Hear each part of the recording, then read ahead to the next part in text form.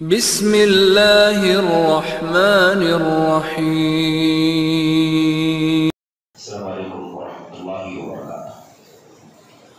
الحمد للہ نحمده ونستعینه ونستغفره ونعوذ باللہ من شرور انفسنا وسیئات اعمالنا من يهده الله فلا مضل له ومن يضلل فلا هادي له واشهد ان لا اله الا الله وحده لا شريك له واشهد ان محمدا عبده ورسوله اما بعد فان خير الحديث كتاب الله وخير الهدي هدي محمد صلى الله عليه وسلم وشر الامور محدثاتها وكل محدثات بدعه وكل بدعه ضلاله وكل ضلاله في النار۔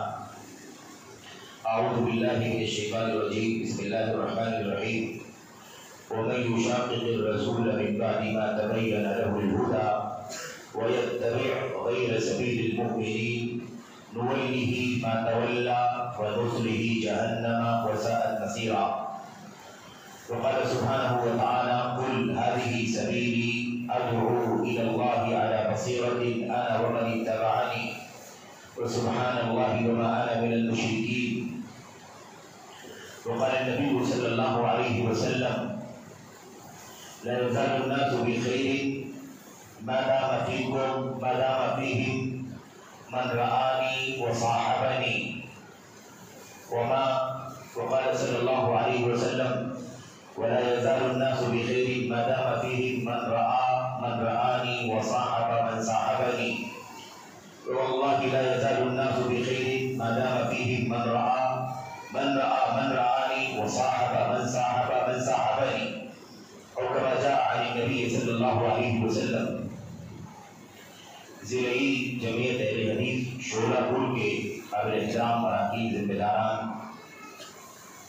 اسی طرح سے اس عظیم الشان مسجد اہل حدیث کے قابل قدر قابل احترام منتظمین اراکین ذمہ داران، اور اسی طرح سے خصوصیت کے ساتھ اس پروگرام کو، اس اجلاس عام کو منعقد کرنے والے ہمارے عزیز حوصلہ مند نوجوانوں، آپ تمام قابل احترام بزرگوں، نوجوان ساتھیوں، قابل احترام ماں اور بہنوں، عزیز بچوں، یہ میرے لیے سعادت کی بات ہے، شرف کی بات ہے کہ اللہ تبارک و تعالیٰ نے اپنے اس گھر میں آپ کے ساتھ اکٹھا ہونے، بیٹھنے، جمع ہونے کی توفیق عطا فرمائی، اور اس کی مناسبت یہ ہے کہ ہم اور آپ سلف صالحین کے منہج سے متعلق کچھ مسائل پر گفتگو کریں جس کی ہماری اور آپ کی زندگیوں میں، خصوصیت کے ساتھ تعلیمی زندگی میں، دعوتی زندگی میں بے انتہا ضرورت ہے۔ اگر ہم اپنی تعلیم و تربیت اور دعوت و اصلاح کے موضوع کے سلسلے میں خصوصیت کے ساتھ ایسے علم اور علماء کے مسائل میں خصوصیت کے ساتھ ایسے دعوت اور دعات کے مسائل میں خصوصیت کے ساتھ حضرات صحابہ کرام، تابعین اور ان کے نقش قدم پر خیر القرون اور ان کے بعد کے لوگ جو ہیں، اگر ان کے نقش قدم کی تلاش نہ کریں کہ کیسے انہوں نے تعلیم و تعلم کی زندگی گزاری، کیسے انہوں نے دعوت و ارشاد کی زندگی گزاری، کیسے انہوں نے اپنے علماء سے علم حاصل کیا، کیسے انہوں نے اپنے کبار سے، اپنے امانت داروں سے اور اپنے اخیار سے وابستہ ہو کر کے اپنے دین کی، اپنے ایمان کی، اپنی عبادات کی، اپنے عمل کی، سلوک کی اور اپنے اخلاق و کردار کی حفاظت کا سامان کیا، تو آج ہم بہت سارے فتنوں میں گھرے ہوئے ہیں۔ نہ صحیح معنوں میں ہمارا عقیدہ باقی بچے گا، نہ ہماری عبادات سلامت رہے گی، نہ ہمارے معاملات درست رہیں گے، نہ ہم تعلیم و تربیت اور دعوت و ارشاد کے میدان میں صحیح معنوں میں اپنے علماء سے وابستہ رہ کر کے علم حاصل کر سکیں گے۔ نتیجہ یہ ہوگا کہ ہمیں اور آپ کو بہت سارے فتنے اپنی لپیٹ میں لیتے چلے جائیں گے، اور ہم تعلیم و تربیت کے میدان میں جو اصول ہمارے اسلاف نے ہمیں دیا ہے، ان اصولوں سے دور ہونے کی وجہ سے علم کا، تعلیم کا، دعوت کا وہ فائدہ نہیں اٹھا سکیں گے جو صحیح معنوں میں اٹھانا چاہیے۔ اس میں تو کوئی شک نہیں ہے کہ اللہ تبارک و تعالیٰ کی طرف سے اس بات کی ضمانت ہے، اس بات کا اعلان ہے کہ قیامت تک اللہ تبارک و تعالیٰ کا حکم اور اس کا فیصلہ آ جانے تک ایک جماعت حق پر قائم رہے گی، ایک جماعت حق پر قائم رہے گی اور حق پر منصور رہے گی، یعنی حق پر رہے گی، اللہ تبارک و تعالیٰ کی مدد انہیں حاصل ہوتی رہے گی، اللہ تبارک و تعالیٰ کی نصرت سے سرفراز ہوتے رہیں گے۔ مخالفت کرنے والے ان کا کچھ بال بیگا نہیں کر سکیں گے، ان سے نفرتیں کرنے والے، دشمنی کرنے والے، انہیں بے سہارا چھوڑ دینے والے، ان کا بائیکاٹ کرنے والے انہیں کسی طرح سے نقصان نہیں پہنچا سکیں گے۔ یہ اللہ تبارک و تعالیٰ کا وعدہ ہے اپنے نبی محمد رسول اللہ صلی اللہ علیہ وسلم کی زبانی، اور اللہ کے نبی صلی اللہ علیہ وسلم نے فرمایا لا تزال طائفة من أمتي ظاهرين على الأرض لا يضرهم من خذلهم ولا من خالفهم ولا من نابهم حتى يأتي أمر الله وهم ظاهرون، اور كما قال صلی اللہ علیہ وسلم۔ تو یہ وعدہ ہے نبی کریم صلی اللہ علیہ وسلم کے زمانے میں اللہ تبارک و تعالیٰ کا ایک جماعت ہمیشہ حق پر قائم رہے گی۔ جب اس حدیث کی شرح کا ہم مطالعہ کرتے ہیں، اس حدیث میں کون سی جماعت مراد ہے جو ہمیشہ حق پر قائم رہے گی، تو اس کی تشریح میں حضرت امام احمد بن حنبل اور حضرت امام علی المدینی شیخ البخاری، بلکہ امام احمد بھی امام بخاری کے استاد ہیں، ایسے ہی امام بخاری اور امام نووی رحمۃ اللہ علیہ نے بہت سارے دیگر اہل علم کا میرے بھائیوں قول نقل کیا ہے کہ اس سے مراد وہ طبقہ ہے جو ہمیشہ نبی کریم صلی اللہ علیہ وسلم کی سنت پر اور آپ کی حدیثوں پر مضبوطی سے ڈٹا رہے گا، تعلیماً، تعلماً، علماً، منہجاً، سلوکاً، دعوتاً، ہر اعتبار سے، حدیث اور سنت کو سیکھنے کے اعتبار سے، پڑھنے پڑھانے کے اعتبار سے، اس پر عمل کرنے کے اعتبار سے، اسے ڈھونڈنے اور تلاش کرنے کے اعتبار سے، اور اسے اللہ تبارک و تعالیٰ کے بندوں تک پہنچانے کے اعتبار سے، ہر اعتبار سے جو طبقہ نبی کریم صلی اللہ علیہ وسلم کی سنت پر قائم رہے گا، وہ طبقہ مراد ہے کہ ایسے لوگ ہمیشہ قائم رہیں گے، ہمیشہ مخالفت بھی ہوتی رہے گی، لیکن مخالفت کرنے والے کوئی بال بیگا نہیں کر سکیں گے، بگاڑ نہیں سکیں گے۔ یہ اللہ تبارک و تعالیٰ کا وعدہ ہے۔ ان لم یکونوا اہل الحدیث فلا ادری من هم، اگر اس جماعت سے مراد جو قیامت تک اللہ تعالیٰ کی نصرت اور مدد کے ساتھ قیامت تک قائم رہے گی اور مخالفت کرنے والے ان کا کوئی نقصان نہیں پہنچا سکیں گے، اگر اس جماعت سے مراد حدیث و سنت پر چلنے والوں کی جماعت نہیں ہے تو میں نہیں جانتا کہ پھر دنیا میں اور کون سی جماعت ہے۔ اس جماعت سے مراد جماعت اہل حدیث ہے، جماعت سنت ہے، اور یاد رکھو کہ اس کا معنی یہ نہیں ہے کہ صرف اور صرف وہ محدثین جو پہلی صدی کے اخیر سے لے کر دوسری صدی، تیسری صدی، چوتھی صدی ہجری اور اس کے بعد میں روایت کرتے رہے، ایک شہر سے دوسرے شہر، ایک ملک سے دوسرے ملک، ایک قطر سے دوسرے قطر، یعنی خطے سے دوسرے خطے، مشرق سے مغرب اور شمال سے جنوب تک کے ممالک کا سفر کر کے اللہ کے نبی علیہ السلام کی حدیثوں کو جمع کرتے رہے، روایت کرتے رہے، اسے نقل کیا، اسے لاکھوں کی تعداد میں بائی ہارٹ کیا، اسے محفوظ کیا، اور اس کے بعد اس میں سے صحیح ضعیف کی چھان پھٹک کر کے اسے اپنی کتابوں کے اندر لکھا اور اسے درج کیا سند کے ساتھ۔ یاد رکھو یہ سب سے پہلا طبقہ ہے جو اس جماعت کے اندر شامل ہے، لیکن صرف یہی جماعت اس کے اندر شامل نہیں ہے کہ بس جو روایت کرنے والے ہیں، جیسا کہ بہت سارے بھائی آپ تانا دیتے ہیں کہ جماعت اہل حدیث سے مراد، اہل الحدیث سے مراد صرف اور صرف محدثین ہیں، امام بخاری ہے، مسلم ہے، ابو داؤد ہے، نسائی ہے، ترمذی ہے، دارمی ہے، ابن ماجہ ہے، احمد بن حنبل ہے، اور ایسے ہی مالک ہے، بہقی ہے، دیگر محدثین ہیں۔ تم لوگ اہل حدیث ہو، تم نے کہاں سے اپنے آپ کو اس میں شامل کر لیا؟ تو یہ غلط ہے۔ یہ کیا ہے؟ یہ غلط ہے، یہ دعویٰ غلط ہے۔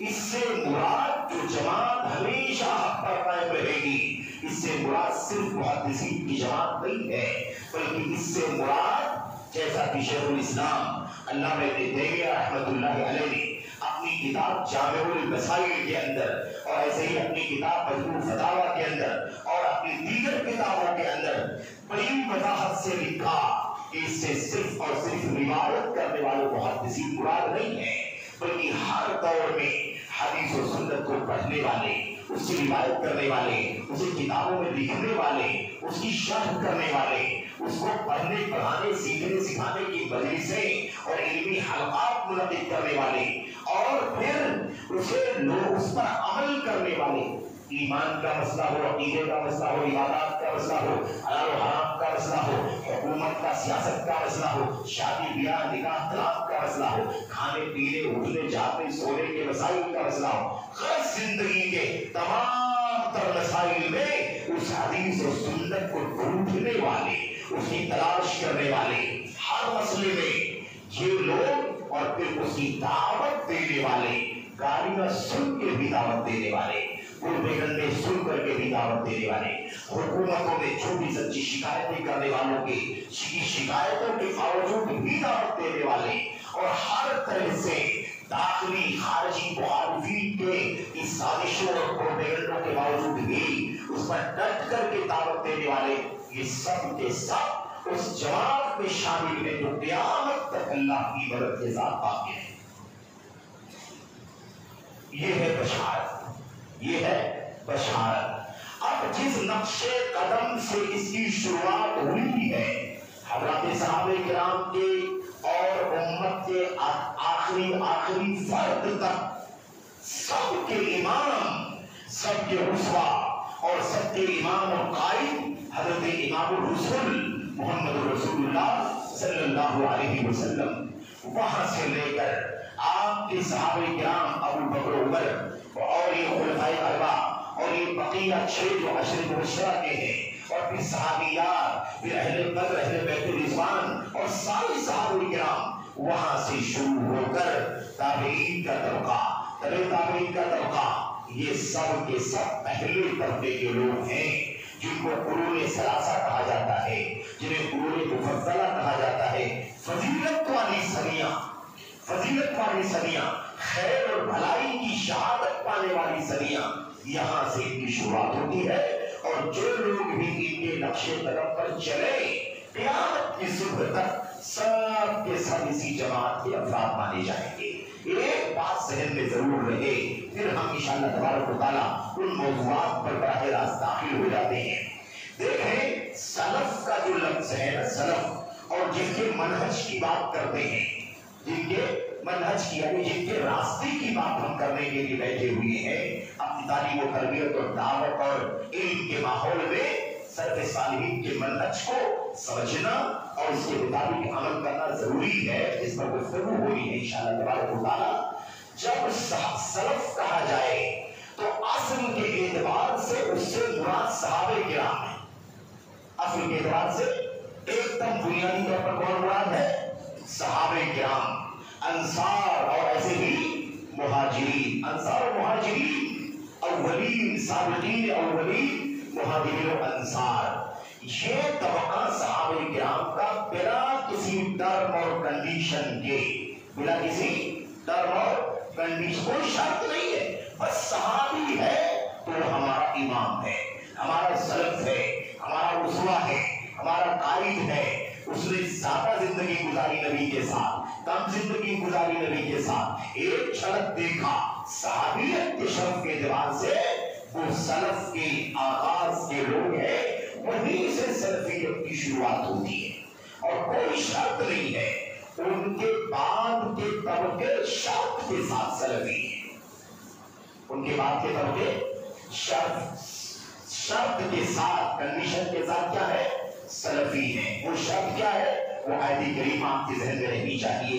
اللہ تبارک و تعالیٰ نے سورۃ توبہ میں ارشاد فرمایا والسابقون الاولون من المہاجرین والانصار والذین اتبعوہم بإحسان۔ اب جو اصل طبقہ ہے صحابہ کرام کا، مہاجرین اور انصار کا، اس میں کوئی شرط نہیں لگی ہوئی ہے، وہ پہل اسٹارٹنگ میں ایمان لانے والے نبی کے ساتھی، چاہے وہ مہاجرین ہو چاہے انصار ہو، کوئی شرط نہیں ہے، بس مہاجر ہے یا انصار ہے، وہ صحابی ہے یہ بلا شرط کے کون ہے؟ یہ امام ہیں، عثما ہیں، قدوہ ہیں، سلف۔ اس کے اس طبقے کے بعد کے لوگوں میں شرط لگی ہوئی ہے۔ کب وہ سلف مانے جائیں گے؟ جب وہ انہی کے سچے پیروکار اور متبعین ہوں۔ والذین اتبعوہم بإحسان، یہ شرط لگانی ہے۔ تو پہلا طبقہ انصار مہاجرین کا بلا کسی شرط کے وہ کون ہے؟ وہ سلف ہے۔ لیکن اس کے بعد کا طبقہ چاہے وہ تابعین ہو یا تبع تابعین ہو یا ان کے بعد قیامت تک آنے والے جو بھی لوگ ہوں، شرط کیا لگی ہوئی ہے؟ انہی مہاجرین و انصار سابقین اولین کے متبعین بالاحسان ہو۔ متبعین بالاحسان کا معنی کیا ہے؟ سچے پیروکار، مخلص پیروکار، اللہ کے لیے پیروکار، اور دعوے کے نہیں بلکہ عملی طور پر سچی اتباع کرنے والے۔ تو یہ شرط ہے جو ان صحابہ اور تابعین، صحابہ انصار و مہاجرین کی سچی پیروی کرنے والے ہوں گے۔ اس شرط کے ساتھ اب آگے اللہ تبارک و تعالیٰ نے فرمایا رضی اللہ عنہم ورضوا عنہ، اللہ تبارک و تعالیٰ ان سے راضی ہے اور وہ اللہ تبارک و تعالیٰ سے راضی ہے۔ تو یہ شرط، یہ جو سعادت ہے نا، اللہ ان سے راضی ہے، وہ اللہ سے راضی ہے، اور آخرت میں اللہ نے فرمایا اللہ نے ان کے لیے جنت تیار کر رکھی ہے جن کے نیچے نہریں جاری ہوں گی، وہ ہمیشہ ہمیشہ اس میں رہیں گے، اور یہ بہت بڑی کامیابی۔ آیت کریمہ کا ترجمہ یاد رکھیں، یہ دنیا کی بشارت کہ اللہ ان سے راضی ہے، وہ اللہ سے راضی ہے، وہ آخرت کی بشارت کہ اللہ نے جنت تیار کر رکھی ہے، یہ دونوں دنیا اور آخرت کی جو بشارت ہے، یہ دونوں بشارتیں صحابہ کرام کے لیے مطلق، صحابہ کرام کے لیے مطلق کوئی شرط نہیں، بس صحابی ہے، ادنا ہے، اعلیٰ ہے، زیادہ لمبی صحبت، کم صحبت، کوئی شرط نہیں ہے۔ لیکن اس طبقے کے بعد کے لوگوں میں شرط ہے کہ بھئی جو لوگ انہی صحابہ انصار و مہاجرین کے سچے پیروکار ہوں گے، اگر سچی پیروکاری ہے تب اللہ ان سے راضی ہے اور آخرت میں ان کے لیے جنت تیار کی ہوئی ہے۔ تو بات سمجھئے نا، یہ فرق ہے صحابہ اور سارے غیر صحابہ، حتیٰ کہ تابعین میں بھی فرق۔ تو اب درجہ بھی درجہ بدلتا ہے، سب سے پہلے صحابہ کرام اور ان کے بعد ثم الذین تابعین اور ان کے بعد ثم الذین تبع تابعین، یہ 3 صدیاں بعد کے لوگوں کے مقابلے میں ہر اعتبار سے خیر میں، نیکی میں، بھلائی میں آگے رہیں گی، ان کا امتیاز رہے گا۔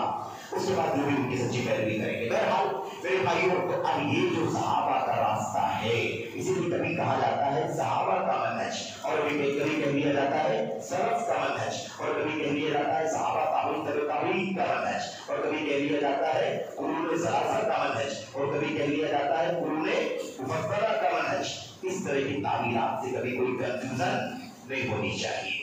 اب ہمیں میرے بھائیوں اپنے ایمان میں، اپنے عقیدے میں، اپنے عمل میں، سلوک میں، عبادات میں، معاملات میں، حکومت میں، سیاست میں، کسی بھی مسئلے میں ہمیں ضروری ہے کہ ہم انہی کے راستے کی تلاش کریں۔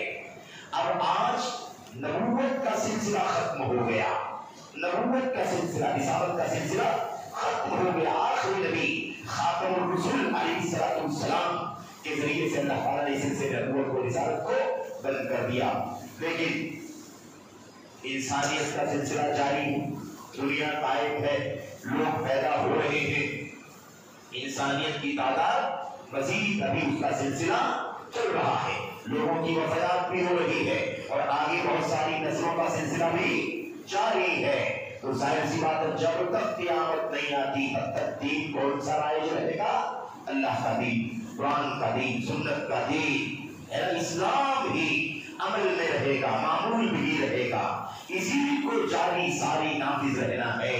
تو سوال یہ پیدا ہوتا ہے کہ اگلوں کو اللہ کا پیغام پہنچانے کی ذمہ داری بھی کس کے سر پہ ہے؟ اگلوں کو نبوت کے ختم ہو جانے کے بعد بھی اس دین کے نشر و اشاعت کا کام ہے کہ نہیں ہے؟ قرآن کی تعلیم لوگوں تک پہنچانا ہے، سنت کی تعلیم لوگوں کو پہنچانا ہے، اور لوگوں کو ایمان، عمل، عبادات، اخلاق، سلوک، کردار کی رہنمائی کرنی ہے۔ یہ ذمہ داری اب نبی کریم صلی اللہ علیہ وسلم کے بعد آپ کے سچے وارثین کی گردنوں پر ہے۔ یہ ذمہ داری کس کے سر پر ہے؟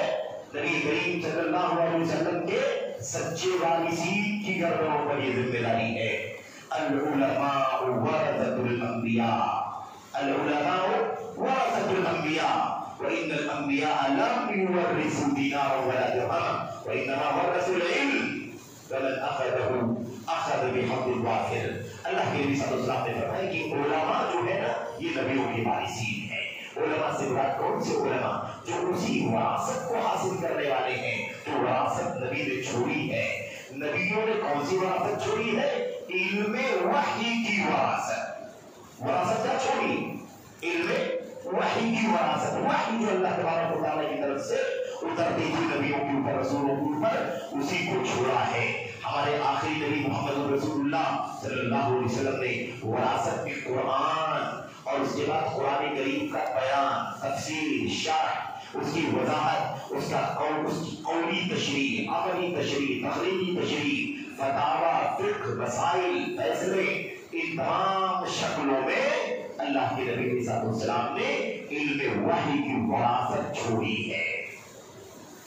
اب امت کو رہنمائی کرنے کا مشن کس کے حوالے ہے؟ انہی وارثین انبیاء کے۔ تو جیسے نبیوں کا مشن تھا اور نبی اپنے نبیوں کے وجود کے وقت امت کے لوگ نبی علیہ السلام سے رجوع کیا کرتے تھے، اسی لیے اسی طرح سے نبی علیہ السلام کی وفات کے بعد امت کے لوگ اللہ کے نبی کے سچے وارثین سے رجوع کرتے تھے، علم حاصل کرنے کے لیے، عقیدے کی معلومات کے لیے، عبادات کی معلومات کے لیے، کسی مسئلے میں الجھن پیدا ہو جائے، کیا کرنا ہے کیا نہیں کرنا ہے، ان تمام کے لیے کس سے رجوع کرتے تھے؟ امت کے سچے نبیوں کے سچے نبی علیہ السلام کے سچے وارثین سے رجوع کرتے تھے۔ اب صحابہ کرام کا طبقہ، یہ صحابہ کرام تو اللہ تعالیٰ کے چنندہ اور گزیدہ ہیں، ان سے امت کے لوگ رجوع کیا کرتے تھے، تابعین رجوع کرتے تھے، اور جو ان صحابہ میں علماء صحابہ ہوا کرتے تھے جن کا گہرا تعلق تھا علم حاصل کرنے سے، وہ دیگر مشغولیتوں سے آزاد ہو کر کے زیادہ سے زیادہ وقت فارغ کر کے نبی کریم صلی اللہ علیہ وسلم کے ساتھ میں رہا کرتے تھے، آپ کے علم کو سنتے تھے، آپ کی حدیثوں کو، قرآن کریم کی آیات کو، اس کی تشریح کو، اس کے تفسیر کو، اس کے بیان کو سنتے تھے۔ ان علماء صحابہ سے صحابہ کرام کیا کرتے تھے؟ رجوع کرتے تھے۔ ہو سکتا ہے کسی صحابی کا علم کا مقام امت کے پر اونچا ہو، لیکن اگر علم کا معاملہ اگر کسی کے پاس کسی مسئلے کا علم ہو تو وہ بڑے مقام والا صحابی بھی علم کے مسئلے میں اس صحابی سے رجوع کرتا تھا جس کے پاس سنت کا علم ہوا کرتا تھا۔ تو اس سے کئی مسائل موجود ہیں۔ ابو بکر صدیق نے رجوع کر لیا کسی کو بہت سارے مسائل میں، عبداللہ بن عمر بن خطاب نے رجوع کر لیا، عثمان بن غنی نے رجوع کر لیا، علی بن ابی طالب نے رجوع کر لیا، ہے کہ نہیں؟ حالانکہ یہ امت میں انسانیت میں، پوری انسانیت میں نبیوں کے بعد سب سے اونچا مقام رکھنے والے 4 صحابہ ہیں۔ تو مقام اونچا ہے، لیکن علم کے معاملے میں رجوع کیا کرتے تھے۔ ابن عمر سے پوچھو، ابن عباس سے پوچھو، ابن مسعود سے پوچھو، عبداللہ بن عمرو بن عاص سے پوچھو، جابر سے پوچھو، ام المؤمنین عائشہ صدیقہ سے پوچھو، ام سلمہ سے پوچھو رضی اللہ عنہ گئی، ان سے رجوع کیا کرتے تھے۔ تو پتہ یہ چلا کہ تعلم علم حاصل کرنے کا سلسلہ شروع سے چلتا ہوا آ رہا ہے، اور اس علم کے بغیر امت کے پاس روشنی نہیں آ سکتی۔ اندھیرا ہی اندھیرا ہے، ظلمت ہی ظلمت ہے، تاریکیاں ہی تاریکیاں ہیں۔ جب تک یہ امت اپنے علماء سے وابستہ نہیں ہوگی تب تک دین کے معاملے میں، عقیدے کے معاملے میں، حلال و حرام کے معاملے میں، اللہ کی رضا کا کون سا کام ہے، اللہ کی ناراضگی کا کون سا کام ہے، اس کا فیصلہ کرنے میں اندھیرے میں رہے گی۔ اور اس کے بعد جب آدمی علم کی روشنی میں نہیں ہوگا، اندھیرے میں رہے گا، تو میرے بھائیوں، میرے بزرگوں، میری قابل احترام ماؤں اور بہنوں، عزیزوں، نوجوانوں، بچوں، یاد رکھو کہ جب علم نہیں ہوتا، علم کی روشنی نہیں ہوتی ہے تو فتنوں کا حملہ ہوتا ہے تیزی کے ساتھ، اور فتنے انسان پر حملہ آور ہو کر کے اس کے دل پر سب سے پہلے قبضہ جما لیتی، اس کے دل میں شبہات ڈال دیتے، شبہات کنفیوژن ڈال دیتے. ایک حق ہے اس کو ناحق دکھاتے ہیں، ایک ناحق ہے اس کو حق دکھاتے ہیں. آپ بھی کنفیوز ہوتا ہے یہ حق ہے کہ نہ حق ہے، اسے لے لوں کہ نہ لوں، یہ حق ہے کہ نہ حق ہے، اسے اپنا لوں یا چھوڑ دوں، یہ کنفیوژن ہو جاتی ہے. اس لیے ہمیشہ علم کا سلسلہ جاری رہے گا، ہمیشہ علم کا سلسلہ جاری رہے گا جب تک کہ اللہ تبارک و تعالیٰ دنیا میں امت کے علماء کو باقی رکھے گا. سمجھ رہے؟ امت کے علماء باقی ہیں تو علم باقی ہے، اور جب تک علماء باقی ہیں سنت کے علماء سنت کی بات ہو رہی ہے، علماء عقیدے صحیحہ کی ہو رہی ہے بات، علماء منہج طریقہ صحابہ کی بات ہو رہی ہے. ورنہ وہ شرک کے داعیان جو ہیں، جو باطل کے داعیان ہیں، جو بدعات کے پرچارک ہیں، جو ہوس اور خواہشات کی دعوت دینے والے ہیں، جو اپنے نفسوں کی طرف انسانیت کو بلاتے ہیں، اپنے نجی جھنڈوں کی طرف لوگوں کو بلاتے ہیں، اپنے بیرروں کی طرف بلاتے ہیں، اپنی بنائی ہوئی پارٹیوں اور اپنے احزاب اور فرقوں کی طرف بلاتے ہیں، اور لوگوں کو اور ان کے دین و ایمان کو، ان کے عقیدوں کو میرے بھائی برباد کرنے کی کوشش کرتے ہیں خوبصورت ناموں سے. وہ مراد نہیں ہے، وہ مراد نہیں ہے، بلکہ اللہ کے نبی صلی اللہ علیہ وسلم نے ان دونوں پہلوؤں کو بھی بہت اچھی طرح سے واضح کر دیا ہے. ایک بات تو آپ کے سامنے صحیح بخاری وغیرہ کی اور دیگر کتابوں کی اس روایت میں اللہ کے نبی صلی اللہ علیہ وسلم نے فرمایا تھا کہ اللہ لا يقبض العلم انتزاعا ينتزعه من صدور العباد. اللہ تبارک و تعالیٰ بندوں کے دلوں سے علم کھینچ کر نکال کر کھینچ کر علم نہیں اٹھائے گا، بلکہ وَإِنَّمَا يَقْبِضُ الْعِلْمَ بِقَبْضِ الْعُلَمَاءِ، بلکہ علماء کو موت دے کر کے علم اٹھا لے گا. اکا دکا ایک دو کر کے علماء کو موت دے گا، علماء مر جائیں گے اور علم ان کے سینے میں جو ہے وہ بھی ان کے ساتھ دفن ہو جائے گا مٹیوں میں، اور اس طرح سے علم کا ہو جائے گا، اٹھ جائے گا. اور جب علماء نہیں رہیں گے تو علم اٹھ جائے گا. یاد رکھو علم رہے گا علماء کے رہنے سے، علم رہے گا علماء کے رہنے سے، علم اٹھ جائے گا علماء کے اٹھ جانے سے. علم باقی نہیں رہے گا کتابوں کے باقی رہنے سے، اور علم نہیں علم نہیں اٹھے گا کتابوں کے اٹھنے سے، بلکہ علم کا بقا علماء کا بقا ہے، علماء کا بقا ہی علم کی بقا ہے، اور علم کا اٹھ جانا ہی علماء کا اٹھ جانا ہی علم کا اٹھ جانا ہے. اسی لیے اللہ کے نبی صلی اللہ علیہ وسلم فرمایا کرتے تھے خذوا العلم قبل ان یذهب، خذوا العلم قبل ان یذهب، علم کے جانے سے پہلے علم سیکھ لو، علم سیکھ لو قبل اس سے کہ علم اٹھا لیا جائے. صحابہ کرام نے اللہ کے نبی نے فرمایا اللہ کے نبی صلی اللہ علیہ وسلم علم کیسے چلا جائے گا؟ قرآن تو ہمارے بیچ میں ہے، ہم پڑھتے رہتے ہیں، ہم خود بھی پڑھتے ہیں، اپنے بچوں کو پڑھاتے ہیں، اپنی بیویوں کو پڑھاتے ہیں، آپ کی سنت ہے اسے بھی ہم پڑھتے ہیں، سیکھتے ہیں، اپنے بچوں کو اپنی بیویوں کو سکھاتے ہیں. فَكَيْفَ يَذْهَبُ الْعِلْمُ، اللہ کے نبی جب قرآن کنٹینیو پڑھا جا رہا ہے، ہم بھی ہمارے بچے بھی اور ہر نسل پڑھ رہی ہے، پڑھا رہی ہے، آپ کی سنتیں ہمیشہ پڑھی جا رہی ہیں، پڑھائی جا رہی ہے، تو علم کیسے اٹھے گا؟ اللہ کے نبی صلی اللہ علیہ وسلم نے فرمایا وہی ہم کو تعجب ہے تمہارے اوپر کہ کتابوں کے رہنے سے علم رہے گا. اگر کتابوں کے رہنے سے علم رہنا ہوتا تو آج بھی تورات و انجیل موجود ہے کہ نہیں موجود ہے. لیکن یہودیت کا کیا حشر ہوا، موسیٰ علیہ السلام کے دین کا کیا حشر ہوا، عیسیٰ علیہ السلام کے دین کا عیسائیت کا کیا حشر ہوا. دیکھ لو اگر کتابوں کے رہنے سے دین باقی رہتا تو آج یہودیت نہیں ختم ہو جاتی، برباد نہیں ہو جاتی، عیسائیت برباد نہیں ہو جاتی، اس میں انحراف، تحریف، تبدیلی اور نہیں واقع ہوتا. اس لیے سمجھ لو किताबों का उठना नहीं है, और किताबों के पढ़ने से सिर्फ और सिर्फ इल्म दीन बाकी नहीं बचेगा। इल्म का बका दरअसल उलमा का बका है। इसलिए आज हथकंडे प्रोपेगंडे बहुत ज्यादा हैं।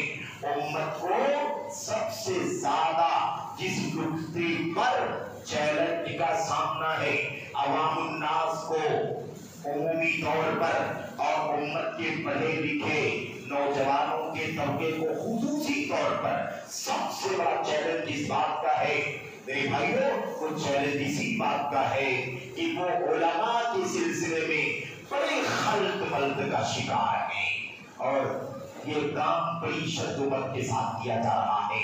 उलमा सुन्नत के उलमा, सुन्नत के उलमा, सहाबा ताबीन के नक्शे कदम पर चलने वाले उलमा, ना अपनी अकल के घोड़े दौड़ाने वाले, ना अपनी मनमानी ख्वाहिशात पर चलने वाले, ना अपने झंडे और बैनर की तरफ बुलाने वाले, ना अपनी पार्टी और अपनी टोली और गिरोह की तरफ दावत देने वाले, बल्कि खालिस अल्लाह की किताब और नबी करीम सल्लल्लाहु अलैहि वसल्लम की सुन्नत और जैसे साहबे किराम ने दीन को समझाया उसकी तरफ दावत देने वाले उलमा से इन आवाम को और खुसूसियत के साथ हौसलामंद जवानों को काटने का काम चल रहा है।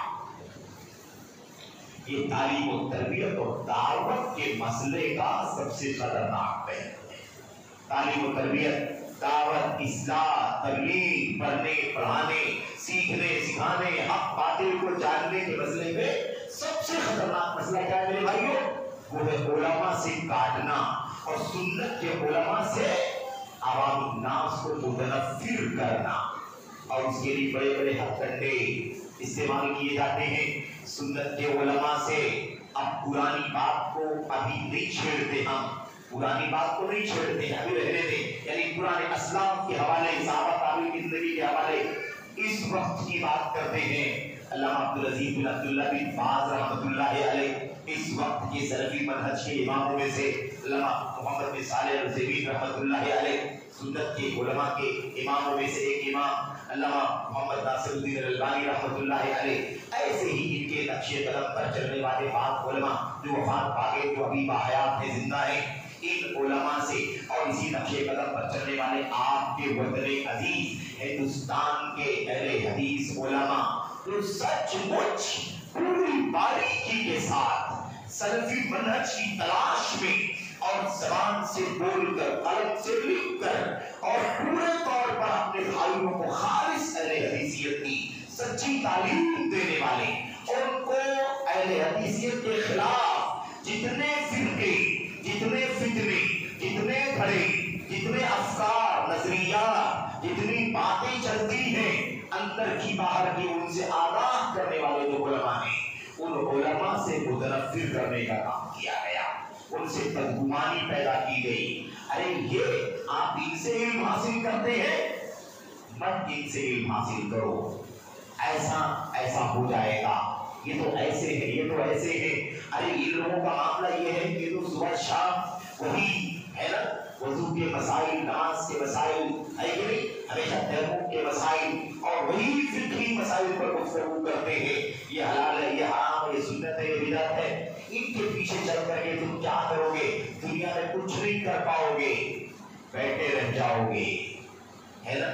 इस तरह की बातें करके ये लोग तो दुनिया में क्या हो रहा है आपको कुछ बताते नहीं है। ये तो इनको तो आलम इस्लाम से कोई लेना देना नहीं है। ये तो हैज़ो निबास के उलमा है, ये तो तयम्मुम के उलमा है, ये तो गुस्ल के अहकाम बताने वाले उलमा है। बुज़दिल इस तरह की बातें करने का आजकल एक प्रोपेगेंडा चला हुआ है, और हमारे इस वतन अजीज मुल्क हिंदुस्तान के अंदर नफरत दिलाई जाती है। अरे फला फला उलमा को अगर आप सुनेंगे, उनसे इल्म हासिल करेंगे, तो आपके यहाँ तशद्दुद पैदा होगा, आपके अंदर जाहिलियत पैदा होगी, आप क्या हो जाएंगे, आपके यहाँ शिद्दत पैदा होगी, फिर आप इनसे कटेंगे, उनसे कटेंगे, फिर आप अलग थलग हो जाएंगे। आज अलग थलग होने का दौर नहीं है, एक साथ मिल करके रहने का दौर है। आज तो इत्तेहाद, इत्तेफाक, यकजहती, इज्तिमाइयत है ना, और एक होने की जरूरत है। अंदर के हमले हैं, बाहर के हमले مسئلے ہیں، اندرونی فتنے ہیں، باہر کے فتنے ہیں، ملک کے اندر کے نازک مسائل ہیں، عالم اسلام کے نازک مسائل ہیں. ایسے حالات میں یہ علماء آپ کو متنفر کر رہے ہیں، منتشر کر رہے ہیں. اس لیے ان علماء سے بچ کر کے رہو. اس طرح سے بدزن کرنے کا کام کیا جا رہا ہے. یہ تعلیم و تربیت کے معاملے میں ایک بڑا نازک مسئلہ ہے. میں اس پر تھوڑی سی بات آپ کے سامنے کرنا چاہتا ہوں کہ آخر جو ہے یہ مسئلہ کتنا نازک ہے. یہ بات ہمارے سامنے سرسری طور پر ہے، آ چکی ہے کہ علماء سے اگر ہمارا رشتہ کٹا تو یاد رکھو کہ پھر ہلاکت اور ضلالت دو چیزیں ہمیں گھیر رہی. ہلاکت اور ضلالت، گمراہی آئے گی اور ہلاکت اور تباہی آئے گی. یہ دونوں مسئلے ہمارے اور آپ کے پیچھے لگ جائیں گے. اس لیے امت کے علماء سے وابستہ رہنا، ان سے رجوع کرنا، ان کے حلقات علم میں بیٹھنا، ان کی مجلسوں میں شریک ہونا، ان کے خطبے دروس کو سننا، ان سے مسائل پوچھنا، استفسار کرنا، عقیدے، عبادات، معاملات، اخلاق، تمام تر مسائل میں ان سے مرتبط رہنا، وابستہ رہنا. عربی میں علماء کہتے ہیں الالتفاف حول العلماء السلفیین. سلفی علماء کرام سے چپک کر کے رہنا، ان کے ارد گرد چپک کر کے رہنا، لگ کر کے رہنا، یہ سب سے بڑا کام ہے. آج صورتحال یہ ہے میرے بھائیوں کہ سلفی علماء کرام سے کیا کیا جاتا ہے؟ بدزنی. اور اگر کوئی کسی عالم کا حوالہ دے دے کہ فلاں صاحب کی تقریر سن رہا تھا، ان کا درس سن رہا تھا، ان کی فلاں کتاب کی شرح سن رہا تھا، انہوں نے شرح کرتے ہوئے یہ بتایا، خطبہ دیتے ہوئے یہ بتایا اور تقریر کرتے ہوئے یہ بتایا، تو لوگ کہتے ہیں ارے بھائی کیا تم بھی مقلد ہو گئے ہو؟ فلاں کی بات کو سن کے کیوں پکڑ کر کے بیٹھ گئے؟ اور بھی تو علماء ہیں، ان کو بھی تو سن سکتے ہیں، وہ کیا کہتے ہیں وہ بھی دیکھو. تو آج حالت یہ ہے کہ یہ مسئلہ پیچیدہ بن گیا ہے. میں آپ کو اس کا راز بتانا چاہتا ہوں. راز یہ ہے کہ علماء سلفیت، علماء اہل حدیث، علماء راہ صحابہ، علماء منہج سلف جو ہے وہ انگلیوں پر گنے جاتے ہیں، انگلیوں پر گنے جاتے ہیں. چاہے عملی طور پر ایکٹیویٹی اور سرگرمی کے اعتبار سے آپ کہہ رہے ہیں، یا پھر اور کچھ بڑے پیمانے پر دوسرے لوگوں کے بیچ میں اہل حدیثوں کی تعداد، ان کے علماء کی تعداد، ان کے مدارس کی تعداد، ان کی دعوتی تعلیمی سرگرمیوں کی مقدار کم ہے. اس اعتبار سے آپ سمجھ لیں. تو اب مسئلہ یہ ہے میرے بھائیوں کہ یہ تانا دیا جاتا ہے کہ آپ نے انہی 2 4 6 کو کیوں پکڑ لیا، انہی کو آپ کیوں سنتے ہیں، انہی سے مسائل کیوں پوچھتے ہیں. اگر آپ انہی کو پکڑ کر کے بیٹھ گئے، انہی کو سننا، انہی کو سمجھنا، انہی سے مسائل پوچھنا انہی کے درس میں، تو پھر یہ جو تقلید ہے یہ کیا ہے؟ یہ تقلید ہے. اب علماء سے جڑنے کا کیا نام دے دیا؟ تقلید. یہ ہے شبہہ. یہ کیا ہے؟ تقلید کا لفظ استعمال کیا گیا. اس کو کیا کہتے ہیں؟ یہ ہے شبہہ. ایک شبہہ پیدا کیا گیا. اگر علماء کرام سے جڑے رہو گے، ان سے مسائل پوچھے، ان سے استفسار کرو گے تو کیا کہلائے گا؟ یہ تقلید. اب یہی مسئلہ پیچیدہ ہے. تقلید اور بات ہو رہی ہے علماء کی. کہاں علماء اور علم اور کہاں تقلید اور مقلدین اور جن کی تقلید کی جاتی ہے. اس مسئلے کو بہت اختصار کے ساتھ سمجھ لیں. کئی ایک مسائل پر آپ کے سامنے گفتگو کرنی ہے. ایک بات تو یہ ہے کہ تقلید جو ہے نا، تقلید کس کو کہتے ہیں؟ تقلید کس کو کہتے ہیں؟ قبول قول الغیر بلا حجہ. کسی آدمی کی بات کو بلا دلیل آنکھ بند کر کے مان لینا. کسی آدمی کی بات کو بلا دلیل آنکھ بند کر کے مان لینا. میں نے کہا ایسا کرو، آپ نے کہا بس ٹھیک ہے، آپ نے کرنا شروع کر دیا. آپ نے یہ بھی پوچھا کہ کس دلیل کی بنیاد پر یہ حلال ہے، کس دلیل کی بنیاد پر یہ کرنا جائز ہے. بس میں نے کہا تو آپ میری بات کے پیچھے چلنے لگے، فلاں نے کہا تو آپ کے پیچھے اس کے پیچھے چلنے لگے، فلاں نے کہا تو اس کے پیچھے چلنے لگے. تو جس کی کوئی دلیل نہ ہو، بنا دلیل کسی کی بات کو فالو کرنے کا نام کیا ہے؟ تقلید ہے.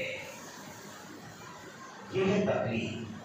تقلید یہ جہالت ہے. تقلید کیا ہے؟ تقلید جہالت ہے اور مقلد جاہل ہوتا ہے. اور اس مسئلے کو بہت تفصیل سے علامہ ابن القیم رحمۃ اللہ علیہ نے اپنی کتاب اعلام الموقعین میں لکھا ہے. اور علامہ ابن عبد البر قرطبی مالکی رحمۃ اللہ علیہ نے اپنی کتاب جامع بیان العلم وفضلہ میں لکھا ہے. اور علامہ ابن حزم رحمۃ اللہ علیہ نے اپنی کتاب الاحکام فی اصول الاحکام میں لکھا ہے. اور کتابوں کے اندر بھی علماء نے لکھا. یاد رکھیں تقلید علم نہیں ہے، جہالت. اور مقلد جاہل ہے، اس لیے کہ علم نام ہے دلیل کا. علم کس کا نام ہے؟ دلیل کا. العلم هو الدلیل المرشد. علم تو رہنمائی کرنے والی دلیل کو کہتے ہیں. العلم هو الدلیل على الاخلاص والدلیل على المتابعہ. جیسا کہ علامہ ابن القیم رحمۃ اللہ علیہ نے اور ان کے استاد علامہ ابن تیمیہ رحمۃ اللہ علیہ نے لکھا کہ علم کسے کہتے ہیں؟ دلیل کو کہتے ہیں جو گائیڈ کرے.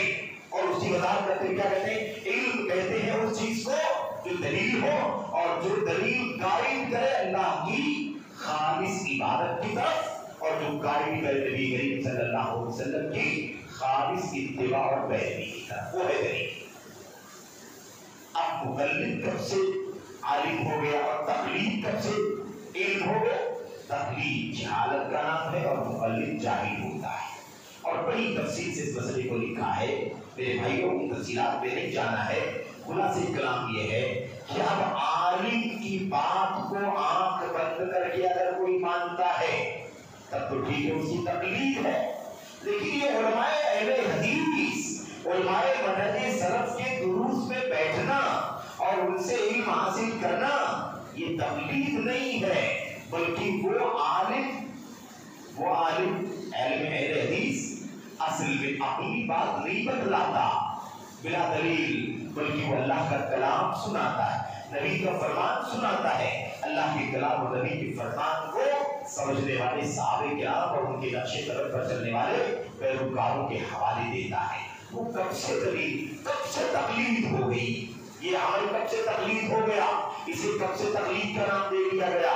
تقلید نہیں ہے بلکہ یہ اتباع ہے. تقلید میں اور اتباع میں فرق یہ ہے، اتباع میں دلیل ہوتی ہے جس کے پیچھے چلا جاتا ہے، اور تقلید میں کوئی دلیل نہیں ہوتی ہے. بس جیسے جانور کے گلے میں پٹا ڈال دو اور پٹا پکڑ کر کے کھینچتے چلے جاؤ، جہاں کھینچ کے لے جاؤ وہاں جائے گا. اس سے اس جانور کو کوئی مطلب نہیں کہ آپ رسی پکڑ کے اس کو صحیح راستے پر لے کے چل رہے ہیں یا غلط راستے پر لے کر کے چل رہے ہیں. سمجھ رہے؟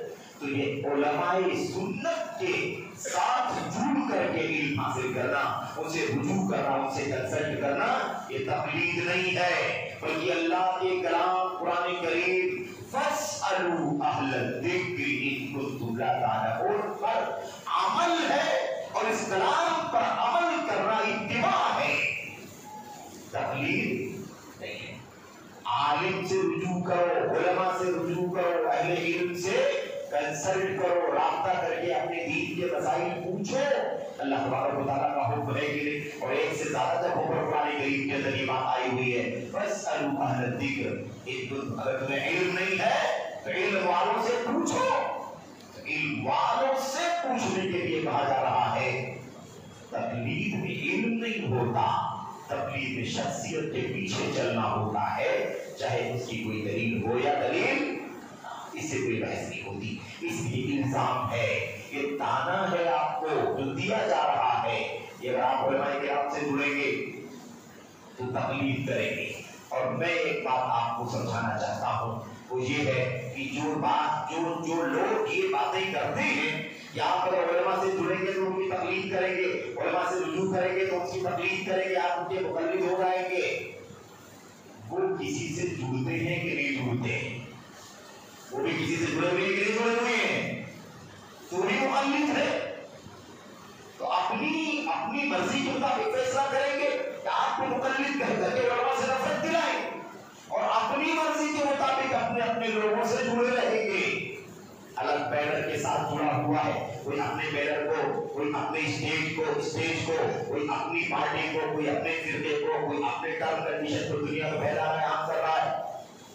اس کو تقلید نہیں، اور آپ علماء سے جڑے ہوئے ہیں تو آپ کو تقلید کا تانا دے کر کے آپ کو مقلد کہا جا رہا ہے۔ یاد رکھو یہ اصل میں علماء سے کاٹنے کی سازش ہے، علماء سے آپ کو دور کرنے کی سازش۔ اور کون سے علماء؟ سنت کے علماء، جو سیکولر ہے، جو لبرل ٹائپ کے ہیں، جن کے یہاں حکومت، جن کے یہاں اقامت دین کے نام پر سب کچھ چلے گا، ایسے لوگوں کے ساتھ آپ جڑ جائیں، انہیں کوئی اعتراض نہیں ہے۔ لیکن اعتراض کیوں ہے؟ آپ فلاں کو مضبوطی سے پکڑ کر ان کے علم، ان کے درس میں بیٹھ کر کے علم حاصل کرتے ہیں، ان کی سائٹوں سے جڑے ہوئے ہیں، ان کے حلقات سے جڑے ہوئے ہیں، اس لیے سلفی علماء سے نفرت دلانے کے لیے کیا کہا دیا جاتا ہے؟ آپ لوگ فلاں کے مقلد ہو گئے ہیں۔ تو ایک بات اچھی طرح سے سمجھ لیں کہ اس کو تقلید نہیں کہتے ہیں، بلکہ یہ کیا ہے؟ اتباع ہے۔ اور علماء سے جڑنے کا، رجوع کرنے کا حکم قرآن نے دیا ہے۔ اس نے حکم دیا ہے قرآن میں، اللہ تبارک و تعالیٰ نے کلام کی آیت کریمہ، دوسری آیت کریمہ میں اللہ تبارک و تعالیٰ فرماتا ہے بڑی وضاحت کے ساتھ، سورۃ الانعام، سورۃ النساء کی آیت کریمہ میں اللہ تبارک و تعالیٰ بڑی تفصیل سے، بڑی وضاحت سے اللہ تبارک و تعالیٰ نے کیا فرمایا؟ اللہ تبارک و تعالیٰ فرماتا ہے، میں اس کا پورا سا اشارہ کر کے بات آگے بڑھاتا ہوں۔ یہ مسئلہ کہا گیا کہ جب بھی کوئی بات خوف کی یا امن کی سنتے ہیں تو بس پھیلا دیتے ہیں۔ کوئی بھی بات امن کی یا خوف کی سنتے ہیں تو کیا کرتے ہیں؟ اسے پھیلا دیتے ہیں، لے اڑتے ہیں۔ ہونا یہ چاہیے کہ اس مسئلے کو لے کر کے اپنے علماء کے پاس آئیں، رسول ہے تو رسول کے پاس آئیں، رسول دنیا میں نہیں ہے تو رسول کے سچے متبع پیروکار، امت کے سچے نبی کے وارثین کے خدمت میں لاؤ اور ان سے رجوع کر کے مسئلہ پوچھو۔ وَلَوْ رَدُّوهُ إِلَى الرَّسُولِ وَإِلَى أُولِي الْأَمْرِ مِنْهُمْ لَعَلِمَهُ الَّذِينَ يَسْتَنبِطُونَهُ مِنْهُمْ۔ اللہ تبارک و تعالیٰ فرماتا ہے ہونا یہ چاہیے، کرنا یہ چاہیے تھا کہ اس مسئلے کو نبی کی طرف لوٹا دیتے، اس مسئلے کو ان لوگوں کی طرف لوٹا دیتے جو مسلمانوں کے ذمہ دار ہیں، جن کے پاس علم ہے، اور اپنے علم کی روشنی میں آپ کو اس ایشو میں، اس مسئلے میں کیا کرنا چاہیے اس کی رہنمائی کر دیتے۔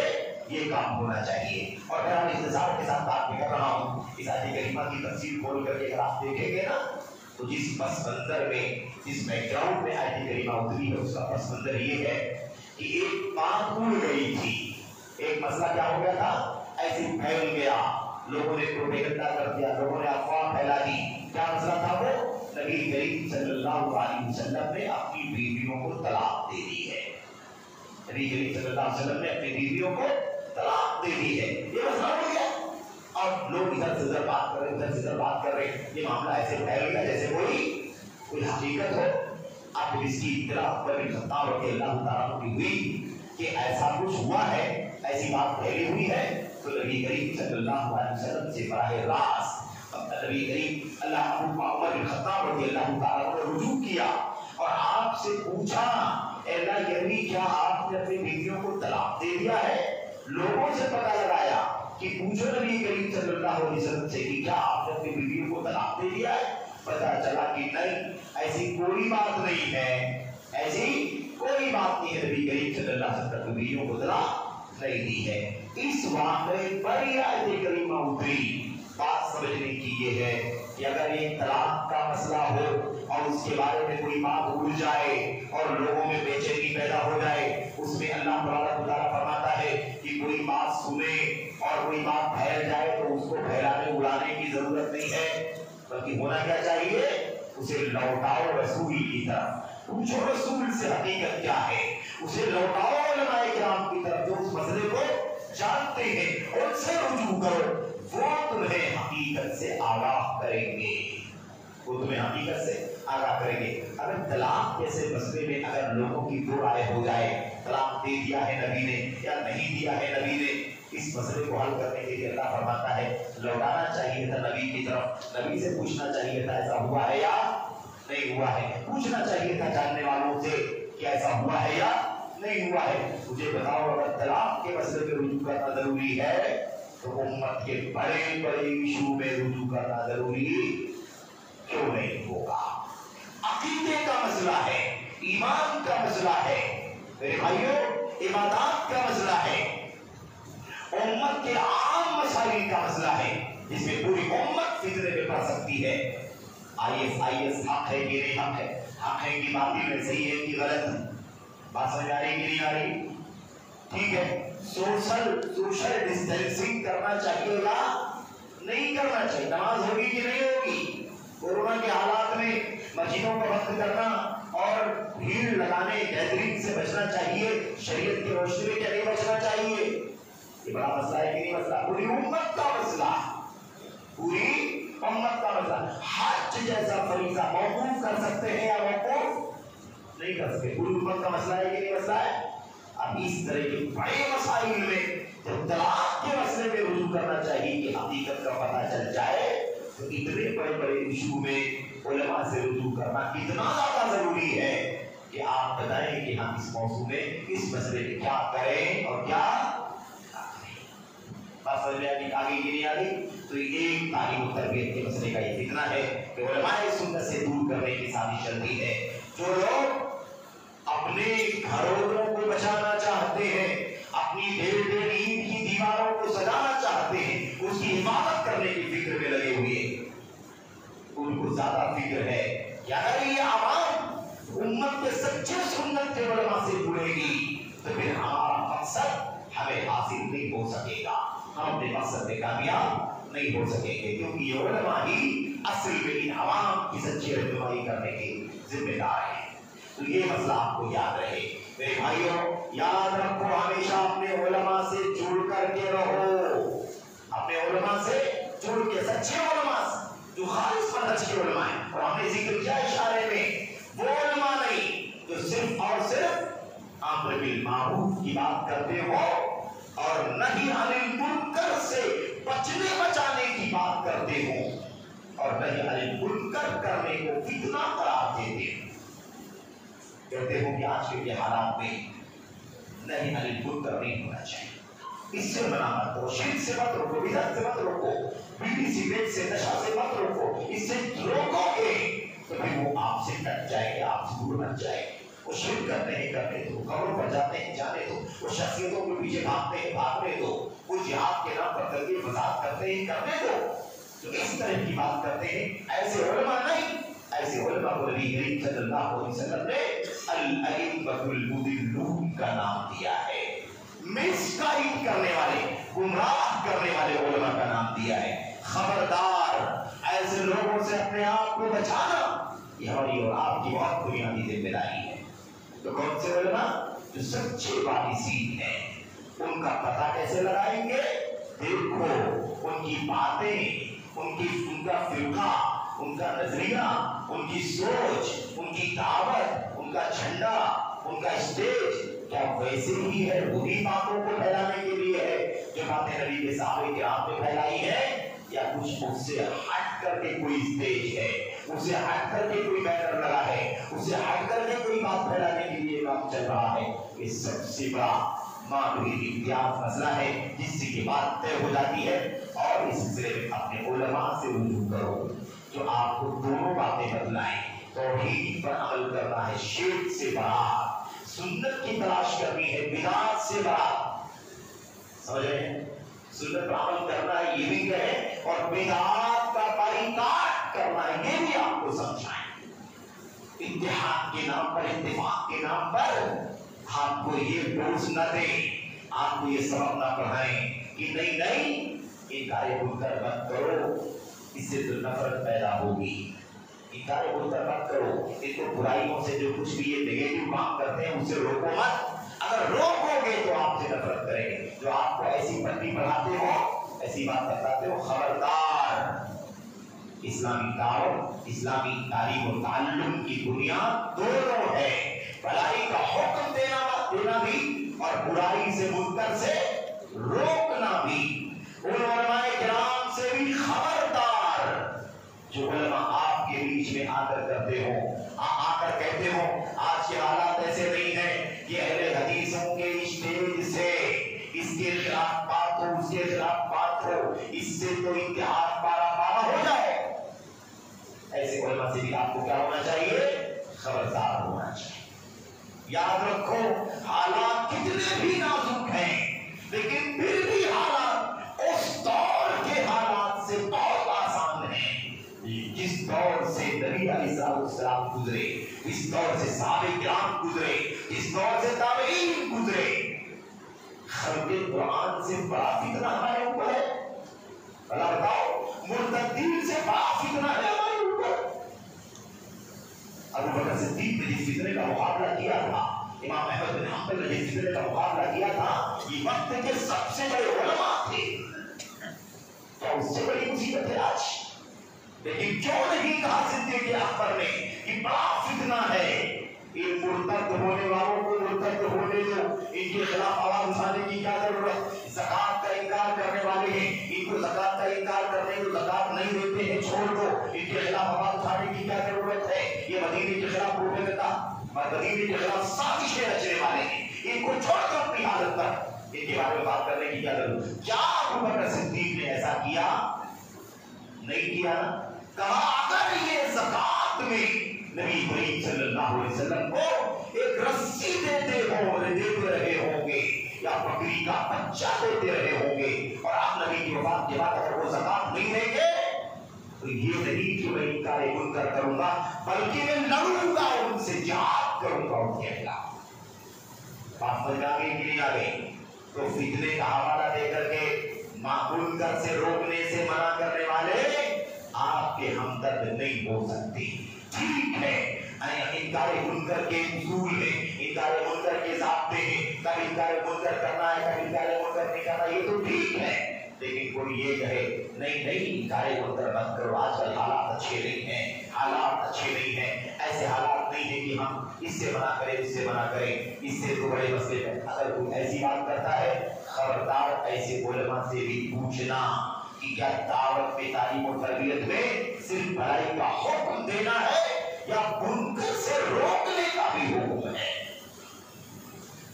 اب توحید کی بات کریں گے شرک سے منع مت کرو، سنت کی بات کریں گے لیکن بدعت سے مت روکو، رافضیت سے، خارجیت سے، عقیدہ پرستی سے، ہے نا، انکار سنت سے، صحابہ کی توحید کرنے والوں کے خلاف مت بولو، انتشار پیدا ہوگا، اختلاف پیدا ہوگا اور آپس میں دوریاں پیدا، اس طرح کی بات کرنے والے۔ اور آپ کو سنا ہوگا شاید آپ نے، بعض علماء آج کے دور میں کیا کہتے ہیں آج اہل حدیثوں کو سن لینا اچھی طرح سے، آج اہل حدیثوں کو اپنی تعلیم و تربیت میں اور اپنی دعوت کے کام میں منفیات سے گریز کرنا چاہیے۔ کس سے گریز کرنا چاہیے؟ منفیات سے، نیگیٹیوز کو نہیں ٹچ کرنا چاہیے۔ کون سی اہل حدیثیت ہے بھائی؟ کون سی اہل حدیثیت کی دعوت ہے جہاں بھلائی کا حکم دیا جائے اور برائی سے نہ روکا جائے؟ بات سمجھ آ گئی کہ نہیں آ گئی؟ تو یہ دھوکہ ہے، غلط ہے، باطل ہے یہ مسئلہ۔ انکار منکر بھی امر بالمعروف کی طرح سے ضروری ہے، اس لیے اب علماء سے نفرت کرنے کے لیے، نفرت دلانے کے لیے دھوکے کرنے ہیں، ان کو مسرور ایسا ہو جائے گا ویسا ہو جائے گا۔ بہرحال تعلیم و تربیت کے دعوت کے مسائل میں سے ایک مسئلہ یہ بھی ہے کہ لوگ چھوٹے مسائل کو بڑا بنا دیتے ہیں اور بڑے بڑے مسائل کو ہضم کر لیتے ہیں۔ عقیدے کا مسئلہ ہے، اصولوں کا مسئلہ ہے، عقیدے کا مسئلہ ہے، اصولوں کا مسئلہ ہے، منہج کا مسئلہ، اس کی فکر نہیں کرتے۔ بات سمجھ آ رہی ہے کہ نہیں آ رہی ہے؟ اللہ کے اسماء و صفات کی تعویل کرنے والوں کے خلاف ان کی زبان نہیں کھلتی، چلنے دو بھائی چلنے دو۔ بات سمجھ آ رہی ہے کہ نہیں آ رہی ہے؟ صحابہ کرام کی تنقید کرنے والوں کے خلاف زبان نہیں کھلتی، چلنے دیتے ہیں۔ سمجھ میں آ رہی ہے؟ اللہ کے نبیوں کے معجزات کی انکار کرنے والوں کے خلاف ان کی زبان نہیں کھلتی، لیکن چھوٹے چھوٹے ایسے مسائل جن مسائل کی بنیاد پر ولا اور برا کی بنیاد نہیں رکھی جا سکتی، ایسے مسائل کو ولا اور برا کی بنیاد بنا دیتے ہیں۔ یہ افراط و تفریط ہے، یہ افراط و تفریط ہے۔ ہونا کیا چاہیے میرے بھائیوں؟ عقیدہ و منہج کی بنیاد پر دوستی اور دشمنی کا معیار ہونا چاہیے۔ عقیدہ کتاب و سنت کے مطابق ہے آپ دوست ہیں، منہج کتاب و سنت کے مطابق ہے تو دوست ہیں، عقیدہ کتاب و سنت کے مطابق نہیں ہے تو دوستی نہیں، دشمنی، منہج کتاب و سنت کے مطابق نہیں ہے تو دوستی نہیں، بلکہ دشمنی بات سمجھ آ گئی کہ نہیں آ گئی؟ یہ ہے طریقہ. اور اب اس سے آگے بڑھ کر کے وہ کیا کرتے ہیں؟ اپنی ہوس اور خواہشات نفسانی کے پیچھے بڑے مسئلے کو چھوٹا مسئلہ اور چھوٹے مسئلے کو بڑا مسئلہ، ایسے فقہی مسائل، ایسے فقہی مسائل جن مسائل میں سلف کا 2 قول رہا ہے، 3 قول رہا ہے. حضرت عبداللہ ابن عمر اور عبداللہ ابن عباس رضی اللہ تعالیٰ عنہ کے درمیان فقہی مسائل میں 100 سے زیادہ مسائل میں اختلاف. کتنے مسائل میں؟ 100 سے زیادہ. حافظ ابن قیم رحمۃ اللہ علیہ نے اعلام الموقعین وغیرہ میں مسائل کا ذکر بھی کیا ہے. سمجھ رہے؟ 100 مسائل سے زیادہ میں ان کا اختلاف تھا، لیکن وہ مسائل فقہی مسائل تھے، اجتہادی مسائل تھے. اجتہادی مسائل میں جن مسئلوں میں سلف کے 2 اقوال ہیں، یہ بھی قول ہے، یہ بھی قول ہے، یہ بھی اجتہاد ہے، یہ بھی اجتہاد ہے، ایسے مسائل کو ایک مسئلے کو پکڑ لینا اور اسی کو حق منوانا اور اس کی بنیاد پر دوستی رکھنا، اگر مان لے اور نہ مانے تو دشمن گرداننا، یہ بھی دعوت کے تعلیم و تربیت کے میدان میں بڑا خطرناک پہلو ہے. کچھ لوگوں کا طریقہ ہوتا ہے، وہ عوام الناس کو چھوٹے چھوٹے مسائل کو الجھاتے ہیں. حکومت اور سیاست کے مسائل کا طریقہ کیا ہے میرے بھائیوں؟ بڑے بڑے ایشوز سے ذہن کو پھیرنے کے لیے، دھیان بھٹکانے کے لیے کیا کیا جاتا ہے؟ کوئی نیا ایشو چھیڑ دیا جاتا ہے، کوئی نیا ایشو چھیڑ دیا جاتا ہے تاکہ اس پرانے والے ایشو سے آپ کا ذہن کا ہو جائے.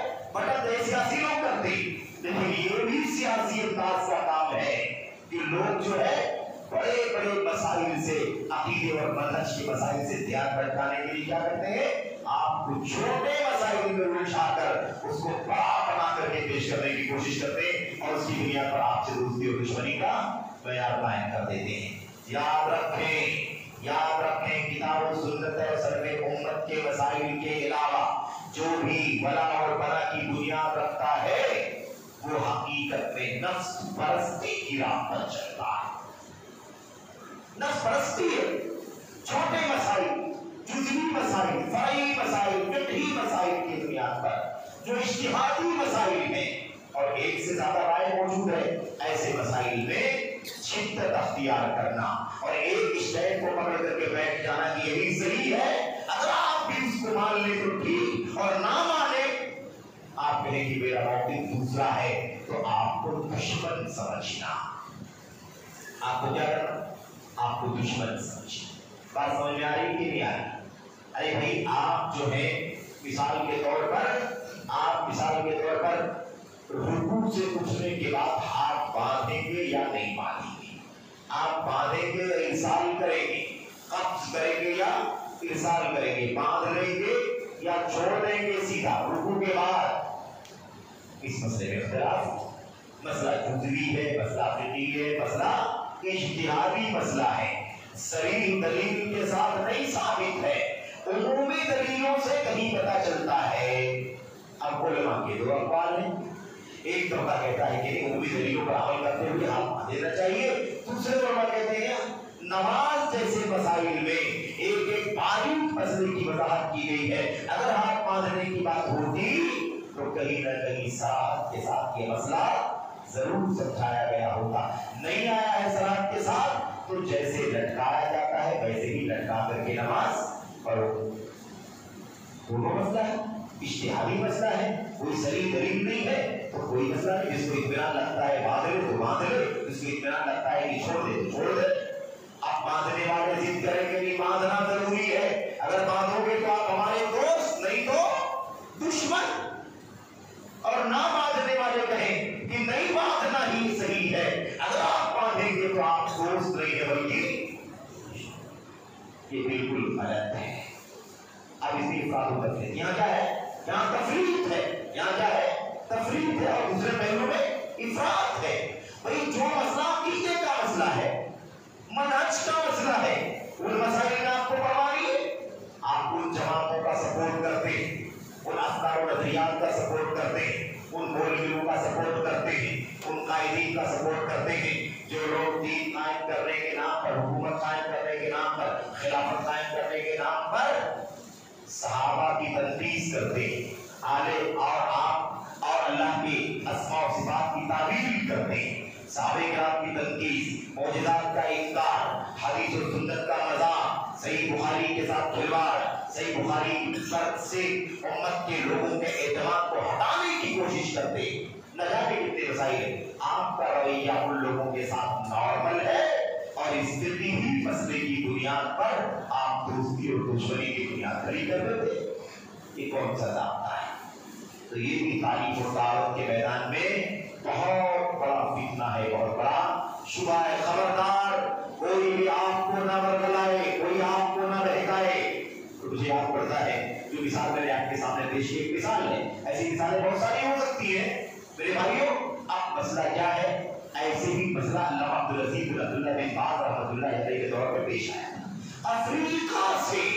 افریقہ کے کسی ملک میں اختلاف ہو گیا، تو جماعت ہو گئی۔ ایک طبقہ کہنے لگا ہاتھ باندھنا ضروری ہے، دوسرے نے کہا ہاتھ کو چھوڑ کر کے نماز پڑھنا چاہیے۔ رکوع کے بعد دونوں میں اتنا اختلاف ہو گیا کہ دونوں میں نفرت ہو گئی، دشمنی ہو گئی، دونوں کے درمیان بات چیت بند ہو، وہ اس کا دشمن۔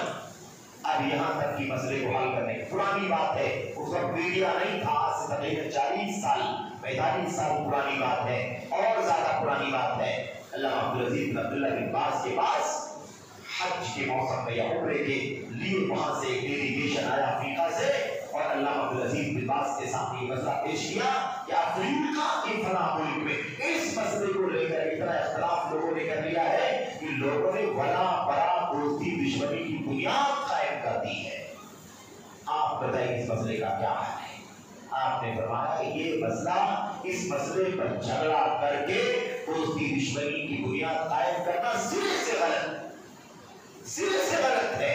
جب اس مسئلے میں کوئی صحیح دلیل نہیں ہے، اجتہادی مسئلہ ہے، تو نہ وہ اس کو برا کہے نہ وہ اس کو برا کہے، اور نہ اس کو اپنی بات بنوائے اس سے، اور نہ یہ اپنی بات بنوائے اس سے، بلکہ جس کو اطمینان لگتا ہو اس پر عمل کرے، معذور مانا جائے گا۔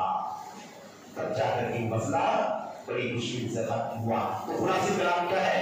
یہ بھی تعلیم اور دعوت کے معاملے میں بہت بڑا فتنہ ہے اور سلفیت کے مزاج کے سراسر خلاف۔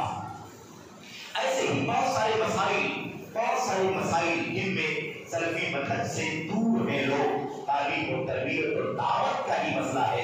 وہ مسئلہ یہ ہے کہ جیسا کہ میں نے اشارہ پہلے کیا ہے اس سے پہلے کہ لوگوں نے ایک نظریہ بنا رکھا ہے کہ باطل فرقوں پر رد کرنا اچھا نہیں، حالات اچھے رہیں گے، انتشار پیدا ہوگا، دشمنی پیدا ہوگی اور بہت زیادہ اور بگڑا ہوگا، دشمن ہم پر حملہ کرے گا، دشمن ہمارے اختلاف کا فائدہ اٹھائے گا۔ اس طرح کی بات کر کے باطل پر رد نہ کرنا، ان کو چلنے دینا، منحرف فرقوں، منحرف شخصیتوں کے خلاف زبان نہ کھولنا، ان کے انحراف والے عقائد، انحراف والے مسائل اور ان کے اسٹینڈ کو نارمل چلنے دو، نہیں بولنا، نہیں رد کرنا، اور رد کرنے والوں پر رد کرنا، یہ بھی تعلیم اور دعوت کے میدان میں ایک بہت بڑا مسئلہ، بہت بڑا فتنہ پیدا ہو گیا ہے۔ یاد رکھیں اس طرف امت کو جو مشن قرآن کریم نے دیا، سنت نے دیا، وہ مشن کیا ہے؟ وہ مشن دونوں چیزوں سے جڑا ہوا ہے۔ وَأَنَّ هَذَا صِرَاطِي مُسْتَقِيمًا فَاتَّبِعُوهُ وَلَا تَتَّبِعُوا السُّبُلَ، اتَّبِعُوهُ وَلَا تَتَّبِعُوا السُّبُلَ، دونوں چیزیں ہونی چاہیے۔ حق کی اتباع کرو اور جو حق نہیں ہے اس کی اتباع مت کرو، دونوں ضروری ہے۔ جو یہ کہتا ہو کہ باطل کے خلاف مت بولو، انحراف کے خلاف مت بولو، باطل فرقوں کے خلاف مت بولو، باطل شخصیات کے خلاف مت بولو، رد مت کرو، ہے نا؟ جو ایسا آپ کو سمجھائے، یاد رکھو کہ وہ اپنی سلفیت کے مشن میں خالص اور خراب،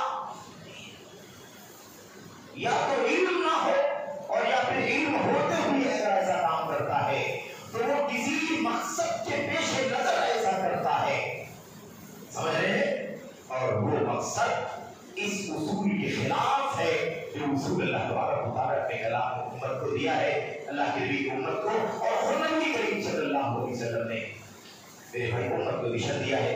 حق کی اتباع ہونی چاہیے، اہل حق کا ساتھ دینا چاہیے، باطل سے دوری اختیار ہونی چاہیے، اور اہل باطل کے خلاف زبان سے قلم سے جہاد کیا جانا چاہیے۔ یہ تو آپ اس کو رواداری کہتے ہیں۔ کیا کہتے ہیں؟ رواداری۔ آپ نے سنا ہوگا ایک صاحب ممبر پر کھڑے ہیں، ممبر پر کھڑے ہو کر کے جماعت اسلامی کے وہ کسی منصب پر فائز ہیں، جنوبی ہندوستان کے کسی مسجد کے ممبر سے انہوں نے بات کہی ہے، آپ نے شاید سنا بھی ہوگا، کوئی عیب نہیں ہے، انہوں نے اپنا موقف پوری دنیا کے سامنے جو باطل ہے اور بڑی ڈھائی سے اس کو انہوں نے پھیلایا، تو کیوں نہ اس کی حقیقت کو صراحت کے ساتھ امت کے سامنے پیش کر دیا جائے۔ ممبر سے وہ آدمی جمعے کے خطبے میں کہتا ہے اتحاد یہ ہے کہ ہر فرقہ اپنے فرقے پر قائم رہے، ہر فرقہ اپنے راستے پر چلتا رہے۔ ایک بریلوی ہے قبر پرستی کرتا ہے، وہ قبر پرستی کرتا رہے، ایک تبلیغی ہے دیوبندی ہے، وہ اپنی تبلیغیت دیوبندیت کی راہ پر چلتا رہے۔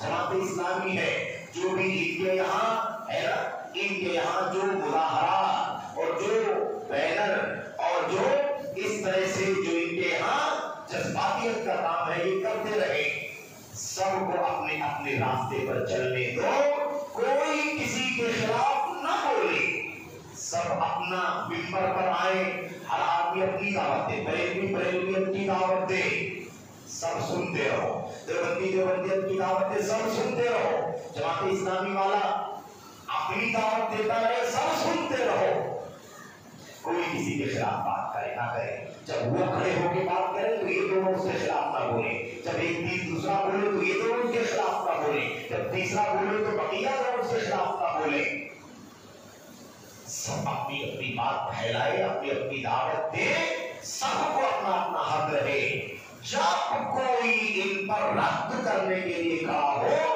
تو سمجھ لو کہ وہ اتحاد کے خلاف کھڑا ہو رہا ہے، اور جو بھی پر کھڑا ہو کر کے بریلویت کے خلاف، دیوبندیت کے خلاف، عرفانیت کے خلاف، مودودیت کے خلاف بات کرے تو 10 لوگ ممبر پر کھڑے ہو کر کے اسے بولنے سے منع کر دو، روک دو اسے ممبر پر، مت بولنے دو۔ یہ اتحاد ہے اس دور میں، کیا کہتے ہیں وہ صاحب ممبر پر کھڑے ہو کر کے، اس دور میں اگر اتحاد ہو سکتا ہے تو اسی صورت میں اتحاد ہو سکتا ہے۔ میرے بھائیوں، اگر یہی اتحاد کرنا تھا کہ شرک کرنے والا شرک کرتا رہے، بدعت کرنے والا بدعت کرتا رہے، عقل پرستی کرنے والا عقل پرستی کرتا رہے، کوئی کسی کے خلاف نہ بولے، سب اپنی اپنی مرضی کے مطابق چلتے رہے، اگر اسی کا نام اتحاد و اتفاق ہے تو نہ کتاب اتارنے کی ضرورت تھی، نہ نبیوں کا لاکھوں کا سلسلہ بھیجنے کی ضرورت تھی، نہ امت کے وارثین کو علماء کو اتنی بڑی ذمہ داری دینے کی ضرورت تھی۔ سب لوگ اپنے اپنے کام پر لگے ہوئے ہیں، بریلوی اپنا کام کرے، بدعتی اپنا کام کرے، عقل پرستی ہر نفس پرست نفس کا غلام اپنے نفس پرستی کرتا ہے، غلامی کرتا ہے، کوئی کسی کو منع نہ کرے، تو اگر اس کا نام اتحاد ہے تو یہ تو ہے ہی، کرنا چاہے پھر کچھ اور کرنے کی ضرورت نہیں ہے۔ لیکن کسی نبی کا نام بتاؤ جس نے شرک کے خلاف آواز نہ اٹھائی ہو، کسی مصلح کا نام بتاؤ جس نے بدعت کے خلاف آواز نہ اٹھائی ہو، پوری تاریخ بھری پڑی ہے، قرآن کریم بھرا پڑا ہے، نبی کی سنت، صحابہ کرام، تابعین کی زندگی ہمارے سامنے ہے، سبوں نے ہر دور میں شرک کے خلاف آواز اٹھائی، بدعت کے خلاف علم جہاد بلند کیا، زبان سے قلم سے بدعت کے خلاف کھڑے ہو گئے اور بڑی بڑی اذیتوں کا بھی سامنا کیا، بڑی بڑی قربانیاں پیش کی۔ کون سا اتحاد کا فارمولہ امت کے سامنے پیش کر رہے ہیں؟ سیکولر اتحاد کی بات کرتے ہو، شیعہ رہے، رافضی رہے، یہودی رہے، عیسائی رہے، لبرل رہے، صوفی رہے، عقل پرست رہے، سب اپنے اپنے راستے پر رہے، کوئی کسی کو نہ بولے، اس کو اتحاد کہتے ہیں۔ اس کو تو سیکولر کہا جاتا ہے، اس کو کیا کہا جاتا ہے؟ سیکولر، گلابی، سب اپنے اپنے راستے پر، نو پرابلم۔ میرے بھائی کون سا اتحاد ہے؟ ان سے کوئی پوچھے منبر پر اس طرح کا فارمولہ امت کے سامنے پیش کرنے کے لیے جو کہا ہوگا ان سے پوچھنا چاہیے. آپ نے کہہ تو دیا امت کے سامنے، ذرا بتائیے کہ آپ کے پاس کوئی اس کا سلف ہے؟ آپ کے پاس کوئی نمونہ ہے، کوئی سیمپل ہے، کوئی دلیل اور کوئی حوالہ ہے کیا اس کا نام اتحاد ہے؟ میرے بھائیو آپ بتائیں کہ کیا کسی نبی نے اتحاد کیا؟ پھر بھی زندگی پر سیرت کی بات کرتے ہو. کون سی سیرت کی بات کرتے ہو؟ اپنی حوث اور خواہشات نفسانی کی غلامی کرتے ہو اور سیرت کے حوالے دیتے ہو. سیرت میں نبی کریم صلی اللہ علیہ وسلم کی کیا یہ ملتا ہے کہ آپ نے توحید کی بات کو کی ہو، شرک کے خلاف بنانا کیا ہو؟ بھلا بتائیے آپ، کیا ایسا ہے کوئی نمونہ، ہے کوئی دلیل؟ پھر سیرت کی بات کرتے ہو. کون سی سیرت پر چلتے ہو میرے بھائیو؟ اپنی مرضی کی بات کرتے ہو. یاد رکھو سب سے بڑا مسئلہ یہ ہے کہ انسان اس طرح کے پروپیگنڈے اور اس طرح کی سازشیں اپنے مفاد کے پیش نظر، اب اس کے پیچھے ان کے ہتھیار بھی یہ جماعت اسلامی والے بھائی، یہ کون ہے؟ جماعت اسلامی والے. ان کا سوچنا یہی ہے کہ اگر آپ ان کے خلاف بولیں گے تو پھر سب اکٹھا ہی نہیں ہوں گے، اور اکٹھا نہیں ہوں گے تو ہماری حکومت کیسے بنے؟ آپ تو حکومت کی راہ میں روڑے اٹکانے والے بن جائیں. بات سمجھ آگے کہ نہیں آگے؟ اس لیے آپ کو کہتے ہیں کہ آپ انتشار پیدا کرتے ہیں، توحید پھیلائیں گے، شرک کے خلاف بولیں گے انتشار، بدعت کے خلاف بول رہے ہیں تو انتشار، نفس پرستی کے خلاف، عقل پرستی کے خلاف بات کرتے تو انتشار. جیسے نبی امین تھے، صادق تھے، جب تک آپ نے شرک کے خلاف آواز نہیں اٹھائی تب تک آپ امین تھے، صادق تھے. جیسے نبوت آپ کو دی گئی اور آپ نے توحید کی دعوت دی اور شرک کے خلاف آپ نے آواز اٹھائی تو آپ کو تانا دیا گیا، یہ تو بھائی بھائی میں انتشار پیدا کر رہا، یہ تو قبیلے میں نفرت پیدا کر رہا ہے، یہ تو ایک باپ بیٹے میں دوری، میاں بیوی میں دوری پیدا کر رہا ہے. بات سمجھ میں آ رہی کہ نہیں آ رہی ہے؟ تو یہ ہے فارمولہ. تو یہ سلفیت نہیں، یہ تو ہوس نفس پرستی ہے.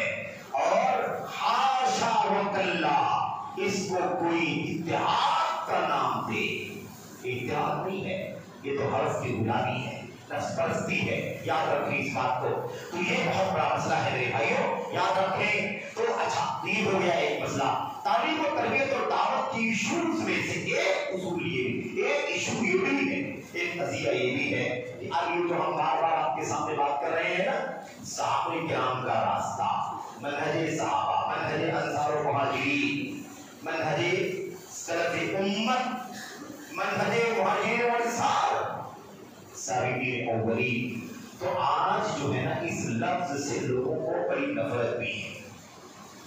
اور اس میں معاف کرنا مجھے، اگر یہ عوام ہوتی جو نہیں سمجھتی ہے کہ منہج کسے کہتے ہیں، یہ کو بہت بتانے کی ضرورت ہے، بار بار بتانے کی ضرورت ہے. اگر یہ عوام اگر چڑھتی، ناک کو چڑھاتی، نفرت کرتی کہ کیا ہے منہج، ذرا بتاؤ تو میرے بھائیوں کی منہج کیا ہے، تو ہم انہیں معاف کر دیتے کہ نہیں معلوم ہے اسے، انہیں یہ منہج کسے کہتے ہیں. لیکن افسوس ہوتا ہے ان لوگوں پر جو علم سے نسبت رکھتے ہیں، علماء جانے جاتے ہیں، بڑے بڑے علمی فاؤنڈیشنز کے، مؤسسات کے، تعلیمی اداروں کے ذمہ دار ہیں، اور وہ بھی منبروں پر کھڑے ہوتے ہیں تو منہج سے اپنی نفرت کی گندگی عوام کے سامنے پیش کرتے ہیں.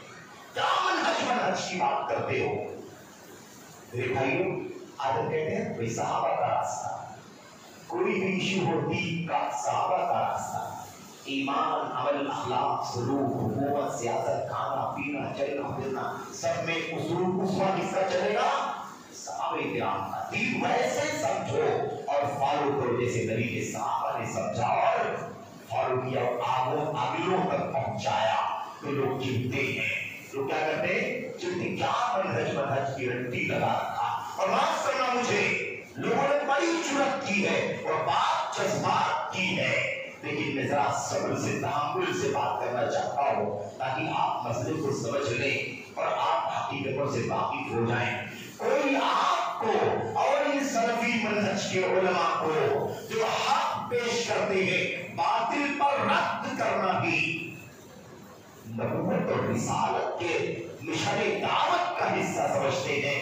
ان علماء کرام پر طنز کرتے ہوئے منہج کی رٹی لگانے والا کوئی کہتا ہے منہج کا ٹھیکیدار بنے ہوئے ہیں، کوئی کہتا ہے یہ منہجی مافیا ہے، کوئی کہتا ہے یہ منہجی خونڈے ہیں جو بار بار منہج کی بات کرتے ہیں۔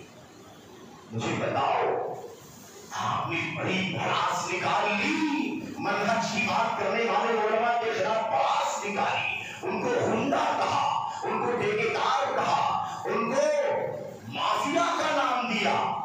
مجھے بتاؤ ذرا کہ تمہارا یہ طنز کس پر ہے میرے بھائیوں؟ کس راستے کی بات ہو رہی ہے؟ صحابہ کے راستے کی بات ہو رہی ہے۔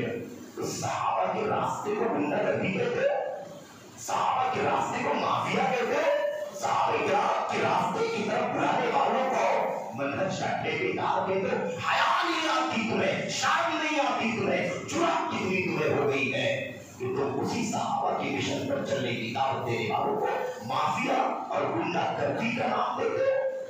اللہ کے ہاں جواب دہی کی فکر کرو۔ آپ کا اسٹیج ہے، آپ کی زبان ہے، آپ کا مائک ہے، آپ کا میڈیا ہے، آزاد تو آپ ہیں اپنی مرضی کے مطابق، لیکن رب ذوالجلال کے سامنے جواب دہی کا مسئلہ خطرناک ہے۔ اس لیے ذمہ داروں اور اپنے آپ کو زیادہ اختیار والا سمجھنے والوں، اللہ تبارک و تعالیٰ کے جواب دہی کی فکر کرو کہ تمہارا یہ طنز کہاں تک جاتا ہے، تمہاری یہ تعریف کہاں تک جاتی ہے، تمہاری یہ عیب جوئی کس پر ہو رہی ہے۔ میرے بھائیو، اگر یہ پہنچانے والے گنڈے ہیں تو جن کا راستہ ہے وہ کیا ہوں گے؟ اگر یہ دعوت دینے والے گنڈے، اگر یہ صحابہ کے راستے کی طرف بلانے والے مافیا، تو اس صحابہ کا راستہ کیا ہوگا؟ اور اس صحابہ کیا ہوگا؟ ذرا سمجھو مجھے اور سمجھاؤ مجھے میرے بھائیو، کہنا کیا چاہتے ہو؟ اس لیے میرے بھائیو، اللہ سے دعا کرو کہ اللہ تبارک و تعالیٰ ان لوگوں کو ہوش کے ناخن لینے کی توفیق عطا فرمائے، انہیں اللہ تبارک و تعالیٰ سمجھداری عطا فرمائے، جذباتیت سے اور خود سری سے اور منمانی اور جذبات میں کچھ بھی بول دینے سے اللہ تبارک و تعالیٰ بچنے کی توفیق عطا فرمائے۔ نام سلفیت کا، نام اہل حدیثیت کا اور پھر منہج کے خلاف اتنی جرأت و جسارت، ایسا لگتا ہے کہ آپ منہج کی بات کریں تو کوئی گالی دے رہے ہیں، منہج کی بات کریں تو کوئی گناہ کا کام کر رہے ہیں، منہج کی بات کریں تو آپ گویا کہ کوئی عیب کا کام کر رہے ہیں، اس طرح پاور کیا جاتا ہے۔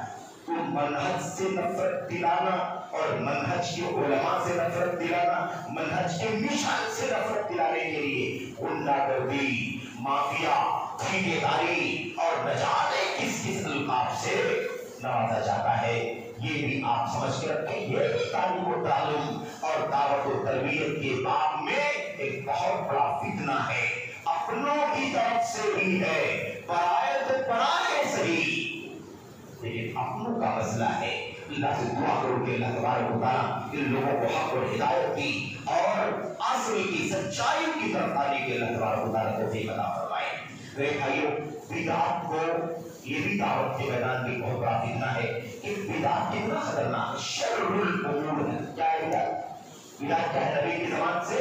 وَشَرُّ الْأُمُورِ مُحْدَثَاتُهَا، بدترین چیز ہے۔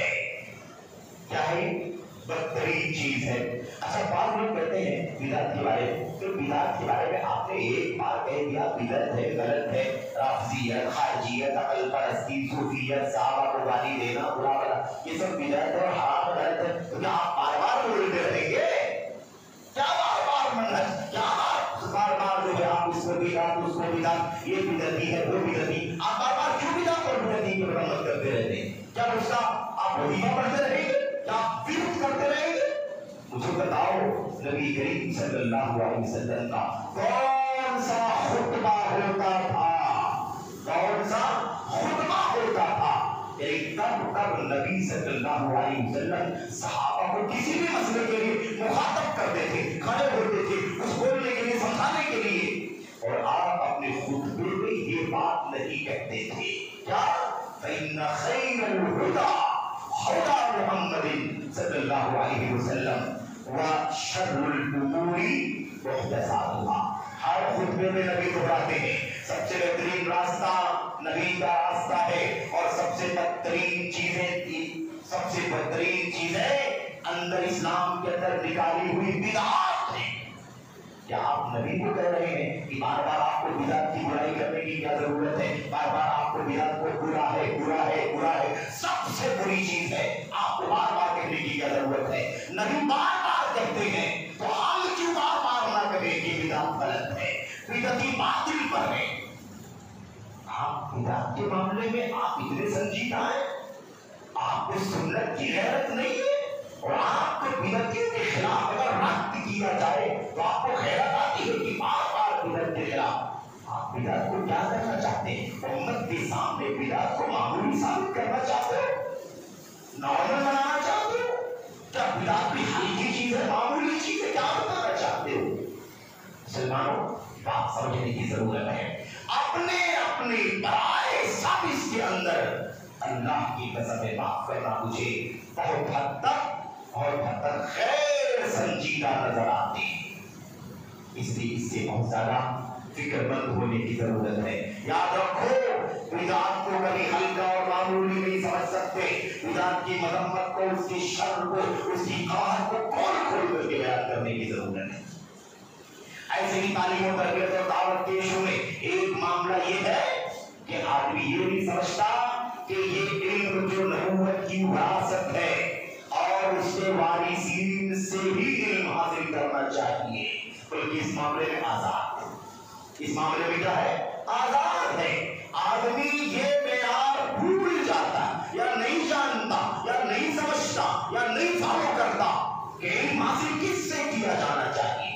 علم حاصل کیے جانے کے لائق کون ہے، کون سنت کا عالم ہے، کون عالم بھی ہے اور کون عالم نہیں ہے، اور کون سنت کا عالم ہے اور کون سنت کا علم والا نہیں ہے، کون فرقوں کا عالم ہے، کون بہت سارے پارٹیوں کی طرف بلاتا ہے اور اپنے نظریات اور اپنی گھڑے کی طرف بلاتا ہے. نہیں سمجھتے.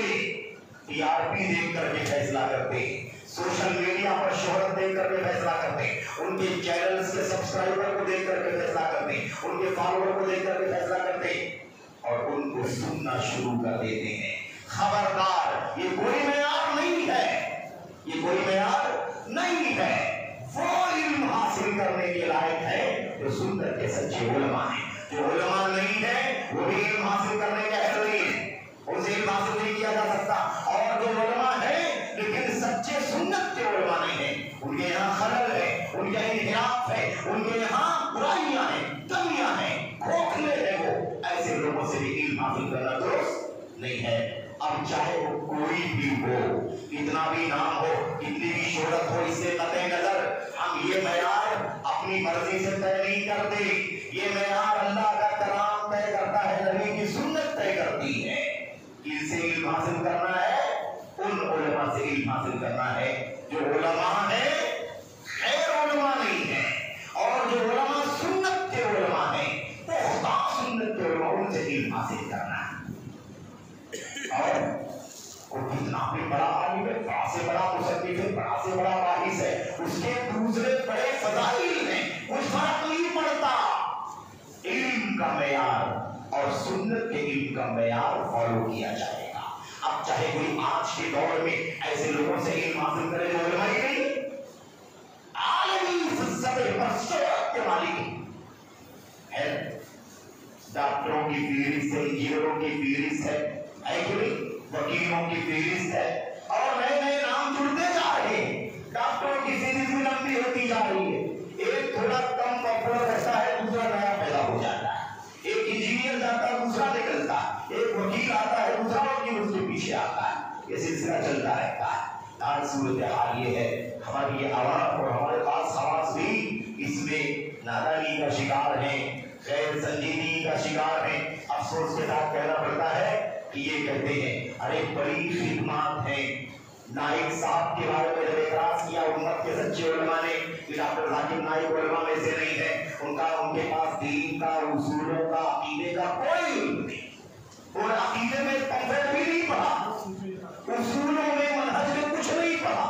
ان کے پاس جو اساتذہ ہیں ان میں سے کوئی بھی سنت کا اور خالص عقیدے منہج منہج کا، سنت کے اور سلف امت کے منہج کا کوئی استاد نہیں ہے، تو لوگ کہتے ہیں ارے بھائی بڑی خدمات ہیں، انہوں نے ہزاروں کو کلمہ پڑھوایا، انہوں نے اتنے لوگوں سے اسلام قبول کروایا، ان کے اتنے فالوور ہیں، انہوں نے یہ کیا، انہوں نے وہ کیا۔ تو اگر اتنی بڑی فضیلت ہے کلمہ پڑھوانے کی، تو یہ فضیلت تو ابو بکر کو بھی حاصل نہیں ہے، یہ فضیلت عمر بن خطاب کو بھی حاصل نہیں ہے، یہ فضیلت تو صحابہ کو تابعین کو بھی نہیں حاصل ہے۔ تو کیا مطلب صحابہ سے بھی زیادہ مجھے ہے کہ فضیلت کے اعتبار سے؟ یہ کلمے پڑھوانے سے کیا ہوتا ہے میرے بھائیوں؟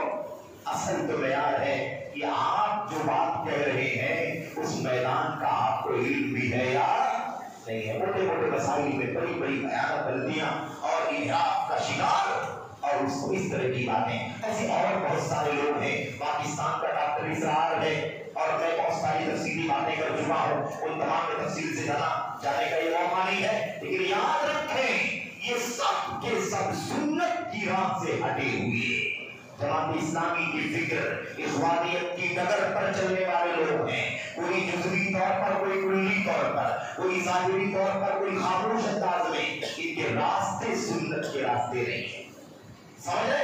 ان کو اپنا استاد بنانا، ان کو سننا اپنی ایمان و عقیدے کو خطرے میں ڈالنے کا مسئلہ ہے۔ اسی طریقے سے بہت سارے لوگ تو وہاں سے ہے کہ میرے بھائیوں ایک اہل حدیث سے کوئی تعلق نہیں ہے کہ نہیں؟ چاہے طارق جلیل کا مسئلہ ہو، طارق مسعود کا مسئلہ ہو، یا اور اس قسم کے کچھ اندر کے باہر کے مولویوں کا مسئلہ ہو۔ حیرت تو اس بات پر ہے کہ یہ جو معلوم ہے کہ کٹر دیوبندی اور صوفی قسم کے لوگ ہیں اور مقلد جامد ہیں اور سنت اور اہل سنت اور حدیث اور اہل حدیثوں کی ہمیشہ مخالفت کرتے رہتے ہیں، ایسے لوگوں کی ایک چھوٹی سی بات کو سن لیتے ہیں کہ وہ اہل حدیثوں کی تائید میں بول گیا تو اس کی ویڈیو کو اتنا پھیلاتا ہے ہمارا اہل حدیث جماعت کہ اتنا دیوبندی سب مل کے نہیں پھیلاتے، اتنا صوفی مل کے بھی نہیں پھیلاتے۔ اسٹیٹس پر کوئی لگا رہا ہے، کوئی اپنے پیج پر لگا رہا ہے، کوئی اپنا، میرے بھائیوں اس کو اپنا پیج بنا رہا ہے، کوئی ادھر ادھر پھیلا رہا ہے، کوئی اسٹیٹس لگا رہا ہے، اس طرح کی صورتحال بن گئی ہے۔ کیا دیوانگی ہے؟ اپنے اہل حدیثیت کو کھری کرو، کھری۔ افسوس کے ساتھ کہنا پڑتا ہے کہ آج اگر ہم آج تک ابھی اتنا کمزور ہیں تو کون سی دعوت آپ فالو کر رہے ہیں اور آپ کو کون سی سلفیت اور اہل حدیثیت سے محبت ہے، کس اہل حدیثیت سے آپ کو لگاؤ ہے اور آپ کس اہل حدیثیت کے لیے سنجیدہ ہیں؟ تو یہ افسوس کی بات ہے۔ ایسے ہی ایک ڈاکٹر زبیر صاحب ابھی آج کل ہیں، صاحب بڑے بڑے ائمہ پر نقد کرتے ہیں۔ اب ڈگریوں سے تم متاثر ہو جاتے ہو، تو ڈگریاں تو امام احمد بن حنبل کے زمانے میں حسین کرابیزی کے پاس بھی بڑی بڑی ڈگری تھی۔ حسین کرابیزی اتنی کتابوں کا مصنف تھا کہ وہ گٹھر میں تھی، گٹھر میں کان من اوعیت العلم، علم کے برتنوں میں سے برتن مانا جاتا تھا۔ بات سمجھ آ رہی کہ نہیں آ رہی؟ بڑا مصنف، بڑا لکھار، بڑا کاتب، بڑا رائٹر، لیکن امام احمد بن حنبل کیا فرماتے ہیں؟ خبردار حسین کرابیسی سے دھوکہ نہیں کھانا۔ بڑی کتابیں لکھی ہیں لیکن یہ ساری کتابیں کتب بدع و ضلالات، یہ ساری کتابیں بدعات کی کتابیں، گمراہیوں کی کتابیں۔ اس میں کتابوں کے کٹر سے دھوکہ نہیں کھاتا اہل حدیث۔ اہل حدیث لمبے لمبے ٹائٹل سے ڈاکٹر لگا لو، انجینئر لگا لو، فلاں لگا لو، اس سے دھوس میں نہیں آنا چاہیے اہل حدیثوں۔ اہل حدیث اس ویژن کو سمجھے کہ ہم کسی کو بھی پڑھتے ہیں تو کتاب و سنت اور سلف امت کے منہج پر پڑھتے، اس کی ڈگری چھوٹی ہوگی بڑی ہو، اس سے کوئی فرق نہیں پڑتا۔ اور ایسے ہی کئی ایک خواتین بھی ہیں، اندر کی بھی ہیں، باہر کی بھی ہیں۔ فرحت ہاشمی، فکرت ہاشمی، ہمارے ملک کی بہت ساری خواتین ہیں، ایک کا زیادہ فیمس ہے، کچھ کم فیمس ہیں، اور وہ ہماری ماں بہنوں کے بیچ میں اور بیٹیوں کے بیچ میں زیادہ پاپولر ہیں۔ کوئی تحقیق نہیں کرنا چاہتا ان کا عقیدہ کیا ہے، ان کا منہج کیا ہے، ان کا علم کہاں کا ہے، ان کا استاد کون سا ہے، ان کی تعلیم کہاں ہوئی، ان کی تربیت کہاں ہوئی، کوئی تحقیق ہی نہیں کرنا چاہتا۔ میڈیا دیکھ کر کے لوگ دیوانے ہوتے ہیں۔ خاص طور پر ہماری مائیں بہنیں بیٹیاں تو ایسا لگتا ہے کہ ان کو صرف یہ دیکھنا ہے کہ زیادہ پاپولر کون ہے، زیادہ فیمس کون ہے، بس اس کو اپنا استاد بنا لو۔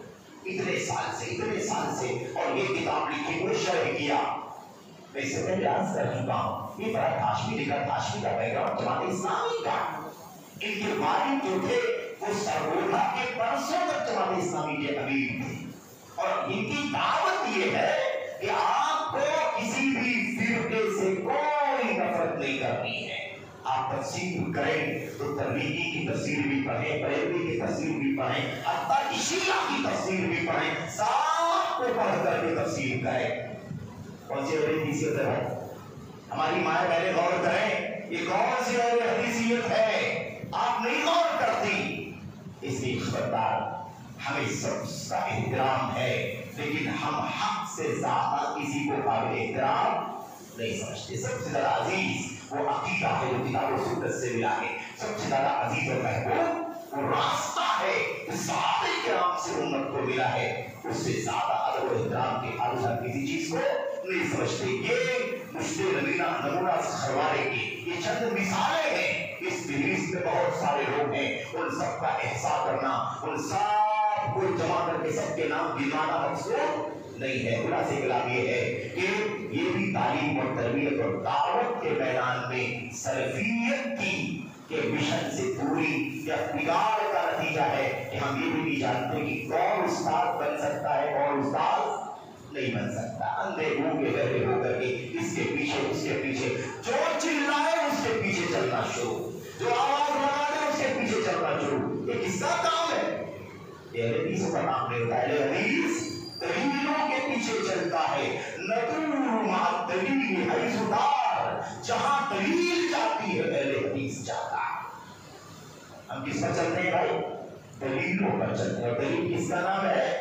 دلیل نام ہے کتاب و سنت کے مرشد کا، علم نام ہے کتاب و سنت کی دلیل کا، اور دلیل نام ہے کتاب و سنت کی گائیڈ کرنے والی دلیل کا۔ اس لیے ہمارا اصول ضابطہ یہ ہونا چاہیے۔ بہرحال میرے بھائیوں یاد رکھیں، انجینئر مرزا کی بات چل رہی تھی، کھلی رافضیت پھیلانے والا، صحابہ کرام کو ایک ایک کر کے کتابیں کھول کھول کر کے گالیاں دینے والا، حضرت معاویہ رضی اللہ تعالیٰ عنہ، حضرت عمرو بن عاص کو اور دیگر صحابہ کرام کو، اور مجموعی طور پر بنو امیہ کو میرے بھائیو حالت تان بنانے والا انجینئر مرزا ہمارے بہت سارے نوجوانوں کا استاد ہے، بہت ساری ہماری ماں بہنوں بیٹیوں کا استاد۔ افسوس ہوتا ہے ان رافضی دین رافضی عقیدے اور نظریے کا آدمی ہمیں اسے استاد بنا رکھا، جو کہتا ہے کہ انسان منی خدا ہو جاتا ہے۔ کیا کہتا ہے وہ؟ منی خدا ہو جاتا ہے۔ قیامت میں اللہ تبارک و تعالیٰ ایک مومن کو جنت میں داخل کرے گا تو اللہ تبارک و تعالیٰ اسے اختیار دے گا، لَهُمْ فِيمَا اشْتَهَتْ أَنفُسُهُمْ خَالِدُونَ، اور ان کی جو مرضی ہوگی وہ کھائے پیئیں گے۔ اللہ تبارک و تعالیٰ کی جو مرضی وہ کرتا ہے تو جنتی جنت میں جو مرضی ہوگی وہ کیا کریں گے؟ کھائیں گے پیئیں گے۔ اور جنتیوں کی موت نہیں آئے گی جیسے اللہ کی موت، اللہ کو موت نہیں آتی ہے، تو جنت میں خلود اللہ ہمیشہ ہمیشہ رہنا ہے، موت آنے والی نہیں ہے۔ تو پورا خدا تو نہیں، لیکن جنت میں جانے والا منی خدا بن جاتا ہے۔ تو دلوں کو بھی کھولو، آنکھوں کو بھی کھولو، اور دل و دماغ کو بھی کھولو، کس کے پیچھے چلتے ہو؟ کیا معیار ہے آپ کی اہل حدیثیت کا؟ یاد رکھو، آپ کی اہل حدیث اچھے علماء منہج کی تعلیم اور نشر و اشاعت کرنے والے آپ کے ہمدرد ہیں، اور رہی بات ان کی مذمت کرنا، ان کی برائی کرنا، اگر آپ کو زیادہ غیرت آتی ہے کہ یہ غلط ہے تو بولنے والے کو زیادہ فکر ہے کہ اللہ کے ہاں جواب دے گا۔ آپ سوچتے ہوں گے اتنی کھل کر کے یہ ہمارے علماء اس کے خلاف باتیں کرتے ہیں، یہی بات ہمارے امام سفیان ثوری سے، امام علی بن مدینی سے، امام یحییٰ بن معین سے کسی نے کہا تھا، آپ کو ڈر نہیں لگتی؟ آپ کہتے ہیں جھوٹا ہے، آپ کو ڈر نہیں لگتی؟ آپ کہتے ہیں یہ کذاب ہے، دجال ہے، یہ بدعتی ہے، یہ فاسق ہے، اور یہ ضعیف ہے، آپ کو ڈر نہیں لگتی ہے؟ غیبت کرتے ہیں آپ، ان کے اللہ کے سامنے کھڑے ہوں گے تو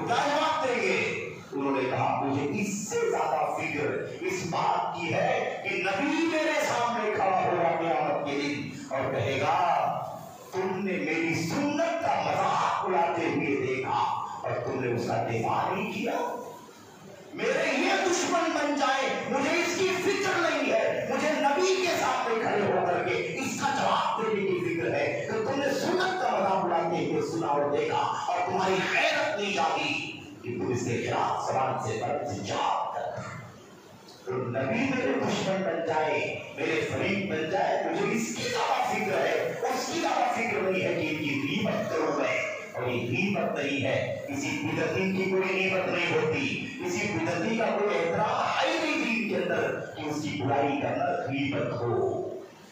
لا کرام, کوئی تقریر نہیں ہے بدعتی کے دین کے اندر. رافضی ہے, خارجی ہے, منکر سنت ہے, توہین صحابہ کرنے والا, کوئی تقریر نہیں ہے اللہ تبارک و تعالیٰ کے دین کے اندر. اس کو ہمارے اسلاف نیکی سمجھتے تھے, اس کو ہمارے اسلاف نیکی سمجھتے تھے کہ بدعتیوں کے خلاف, بدعتیوں کے خلاف, منہج کے فسادیوں کے خلاف بات کرنا نیکی سمجھ کر کے بات کیا جاتی ہے. بہرحال میرے بھائیوں, آخری اتفاق کہہ کر کے بات ختم کر رہا ہوں. ایک مسئلہ اور بھی ہے, آخری مسئلہ, اس کے بعد غالباً کچھ سوالات بھی ہے. یہاں اس کے جوابات کے بعد اشارہ تعالیٰ مجلس ختم ہوگی. آپ دیر سے بیٹھے ہوئی ہیں, میں اس کی معذرت چاہتا ہوں, اور بات لمبی ہو جاتی ہے, بات سے بات نکلتی ہے, بہت سارے پہلو رہتے ہیں.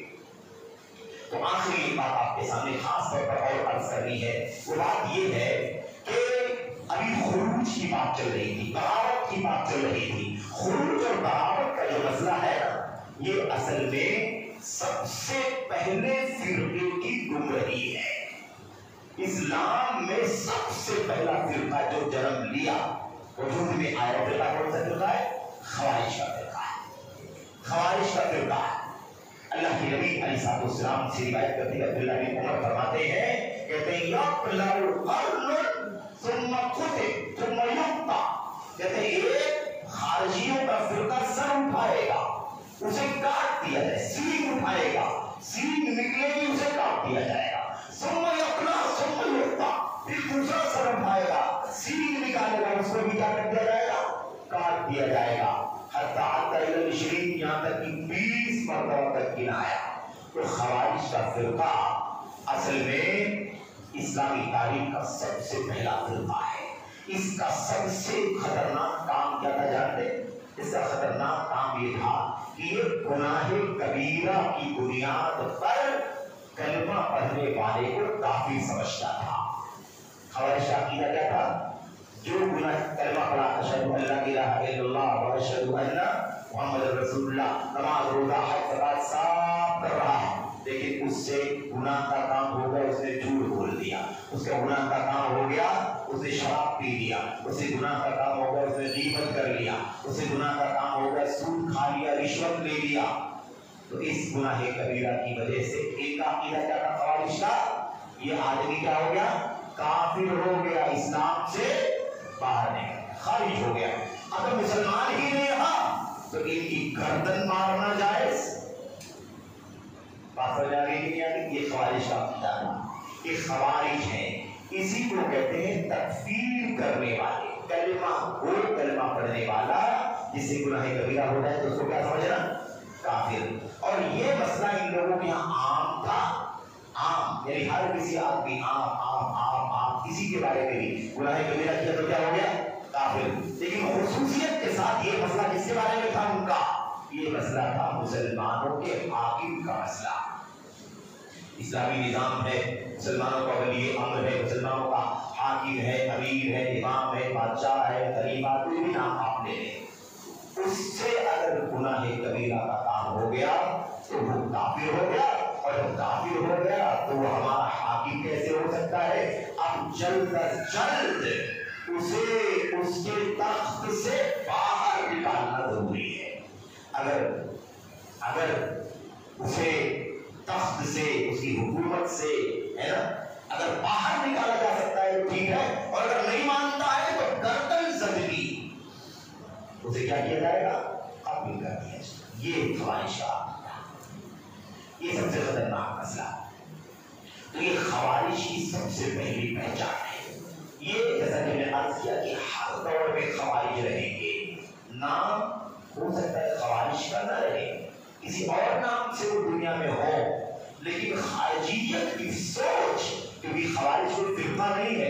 خوارج اصل میں خارجیت کی فکر کے حاملین کو کہا جاتا ہے.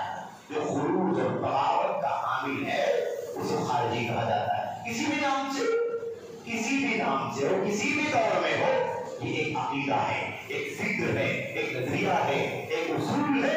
جب یہ کام کوئی کرے گا وہ خارجی کہلائے گا اور اس فرقے کو خارجیت کا فرقہ کہا جائے گا. اسی لیے کسی بھی نام سے فرقہ ہو سکتا ہے.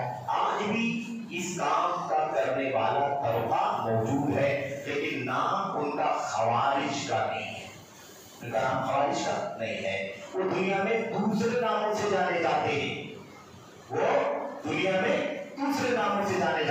کچھ لوگ کھلے لفظوں میں اور کچھ لوگ دبے لفظوں میں خروج اور بغاوت کی تعلیم دیتے ہیں. اس ماضی قریب میں یہ فتنہ سب سے پہلے جس نے پھیلانے کا کام کیا وہ ہمارے ملک کے سید مودودی صاحب ہیں. آپ سنتے ہوں گے, سوچتے ہوں گے کہ یہ کام تو مصر کے حسن بنا نے کیا ہے. حسن بنا نے کیا ہے, یعنی الاخوان المسلمون پارٹی کے فاؤنڈر نے. لیکن یہ بات آپ نہ سمجھیں کہ یہ فاؤنڈر اپنی پارٹی کا ہے تو خارجیت کا بھی فاؤنڈر ہے. نہیں, بلکہ اس مسئلے میں استاد کون ہے؟ استاد سید مودودی صاحب ہیں. اور سید مودودی صاحب کی استادی کا تذکرہ ڈاکٹر قرضاوی نے لکھا ہے کہ حسن بنا مولانا مودودی کی کتابوں کو پڑھ کر کے خارجیت کے راستے پر چل پڑے. بات ہو جائے گی. اب حسن بنا نے اور ان کے خاص بڑے رہنماؤں میں, مثال کے طور پر سید قطب, محمد قطب ہے نا, اور انہی کے فہرست میں آگے چلیں گے تو مصر ہی کے, لیکن وہاں سے نکالے گئے اور قطر میں پناہ لینے والے یوسف بن عبداللہ قرضاوی, جن کو ہمارے علماء میں سے میرے بھائیوں شیخ علامہ مقبل بن ہادی الوادعی الیمانی رحمت اللہ علیہ نے لکھا القلب العاوی, یوسف بن عبداللہ القرضاوی. اسقاط القلب العاوی محمد عبداللہ بن یوسف القرضاوی. کتوں کی طرح سے بھوکنے والے قرضاوی کو چپ کرانا, اس کو خاموش کرانا. تو بھوکنے والا کتا آ کیوں؟ اس لیے کہ خارجیت کی فکر کو اور اس میرے بھائی اخباریت کی فکر کو پانی ڈالنے والا, اس کو پال پوس کر کے پڑھانے والا اور عالم اسلام میں امت کو مس گائیڈ کرنے کا مشن آخری دور میں جس نے سب سے زیادہ کیا وہ یوسف عبداللہ القرضاوی ہے. اور پورے علماء سنت کا, علماء حدیث کا متفقہ فیصلہ ہے کہ ہزاروں نہیں لاکھوں جانوں کا ذمہ دار ہے یہ آدمی. اکسا کے, بھڑکا کے, جہاد کے نام پر عوام کو, خواص کو, مردوں کو, عورتوں کو مسلمانوں کے حکمران کے خلاف اکسا کر کے, بھڑکا کر کے جہاد کے نام پر, سوسائڈ کے نام پر, سوسائڈ بامبنگ کے نام پر جہاد کا نام دے کر کے اکسائے بھڑکانے کا کام کیا اور ہزاروں لوگوں کی جان کا یہ شخص ذمہ دار بنا. یہ ہے خروج, مسلمانوں کے حکمرانوں کے خلاف بغاوت کا جھنڈا اٹھانا, نفرت دلانا, دشمنی دلوں میں پیدا کرنا. آج افسوس یہ ہے کہ ہمارے نوجوانوں میں بھی یہ فکر بڑی تیزی کے ساتھ پھیلتی جا رہی ہے. شاہ سلمان نے ایسا کر دیا, محمد بن سلمان ولی عہد نے ایسا کر دیا, اور عالم اسلام میں ایسا چلتا ہے, سلمان کو ایسا کرنا چاہیے, محمد بن سلمان کو ایسا کرنا چاہیے. لیکن وہ یہودیوں کے راستے پر چل رہے ہیں, وہ اسرائیل کا ساتھ دے رہے, وہ فلاں کر رہے, وہ فلاں کر رہے, وہ ایسا کر رہے, وہ ایسا کر رہے ہیں. اور آپ ہی کے میرے بھائیوں اس دعوت اور تعلیم کے فیلڈ کے بعد لوگوں نے کیا کہا کہ ادھر فلسطینی بچے بلک بلک کر کے رو رہے ہیں اور ادھر ریاض فیسٹیول کے نام پر ناچ گانے کا جشن منایا جا رہا ہے. اس طرح سے بھی اکسانے بھڑکانے کا کام کیا. تو خلاصے کلام کیا ہے؟ خلاصے کلام یہ ہے مسلمانوں کے حکمرانوں کے خلاف اکسانا, بھڑکانا, گناہ کبیرہ کی وجہ سے، گناہوں کی وجہ سے 1 2 10 20 کتنے بھی گناہ ہو، جب تک کہ وہ کھلا کافر نہ ہو جائے تب تک مسلمانوں کے حاکم کے خلاف اکسانا بھڑکانا یہ خارجیت ہے، اور یہ کام کس کا ہے؟ خارجیوں کا کام ہے، چاہے وہ کسی بھی نام سے دنیا میں جانے جاتے ہوں۔ یہ بھی ایک فتنہ ہمارے اور آپ کے بیچ میں، ہمارے نوجوانوں کے درمیان پھیل رہا ہے۔ ایسے بہت سارے مسائل ہیں، بہرحال یہ چند مسائل تھے جن پر گفتگو کرنا سرسری طور پر مقصود تھا۔ اللہ سے دعا کرتے ہیں کہ اللہ تبارک و تعالیٰ ہمیں تعلیم و تربیت اور دعوت کے میدان میں منہج سلف سے جو انحراف اور بگاڑ اور دوریاں چل رہی ہے، اس مسائل تمام مسائل کو ہمیں سمجھانے کے اللہ تبارک و تعالیٰ توفیق عطا فرمائے۔ اللہ تبارک و تعالیٰ ہمیں حق گوئی کی توفیق عطا فرمائے، اور حق کے معاملے میں کسی بھی طرح کا سمجھوتا، کسی بھی طرح کی مداحنت، کسی بھی طرح کی سودے بازی اور کسی بھی طرح کی نرمی اللہ تبارک و تعالیٰ کرنے سے بچنے کی توفیق عطا فرمائے۔ ہمیں اللہ تبارک و تعالیٰ حق پر جرأت اور ہمت کی توفیق عطا فرمائے۔ ہمیں اپنے اسلاف کے نقش قدم پر اللہ تبارک و تعالیٰ چلنے کی توفیق عطا فرمائے۔ ہمارے جو علماء اس مشن پر اچھی طرح آمدن ہیں، اللہ تبارک و تعالیٰ ان کی حفاظت فرمائے اور انہیں ہمت و حوصلہ عطا فرمائے۔ جو ہمارے عزیز، ہمارے بزرگان اور ہمارے حوصلہ مند جوان اس مشن میں اپنی وقت کی، مال کی اور اپنی تمام تر صلاحیتوں کی قربانیاں دے رہے ہیں، اللہ تبارک و تعالیٰ انہیں اس پر استقامت کی توفیق عطا فرمائے، اور اللہ تبارک و تعالیٰ انہیں مزید اس مشن پر اپنی ذمہ داری ادا کرنے کی توفیق عطا فرمائے۔ اس راستے میں آنے والی پریشانیوں کو، مشکلات کو اللہ تبارک و تعالیٰ اپنے فضل و کرم سے دور فرما دے۔ آمین یا رب العالمین۔ وصلی اللہ وسلم وبارک علی نبینا محمد وعلی آلہ وصحبہ اجمعین۔ والسلام علیکم ورحمۃ اللہ وبرکاتہ۔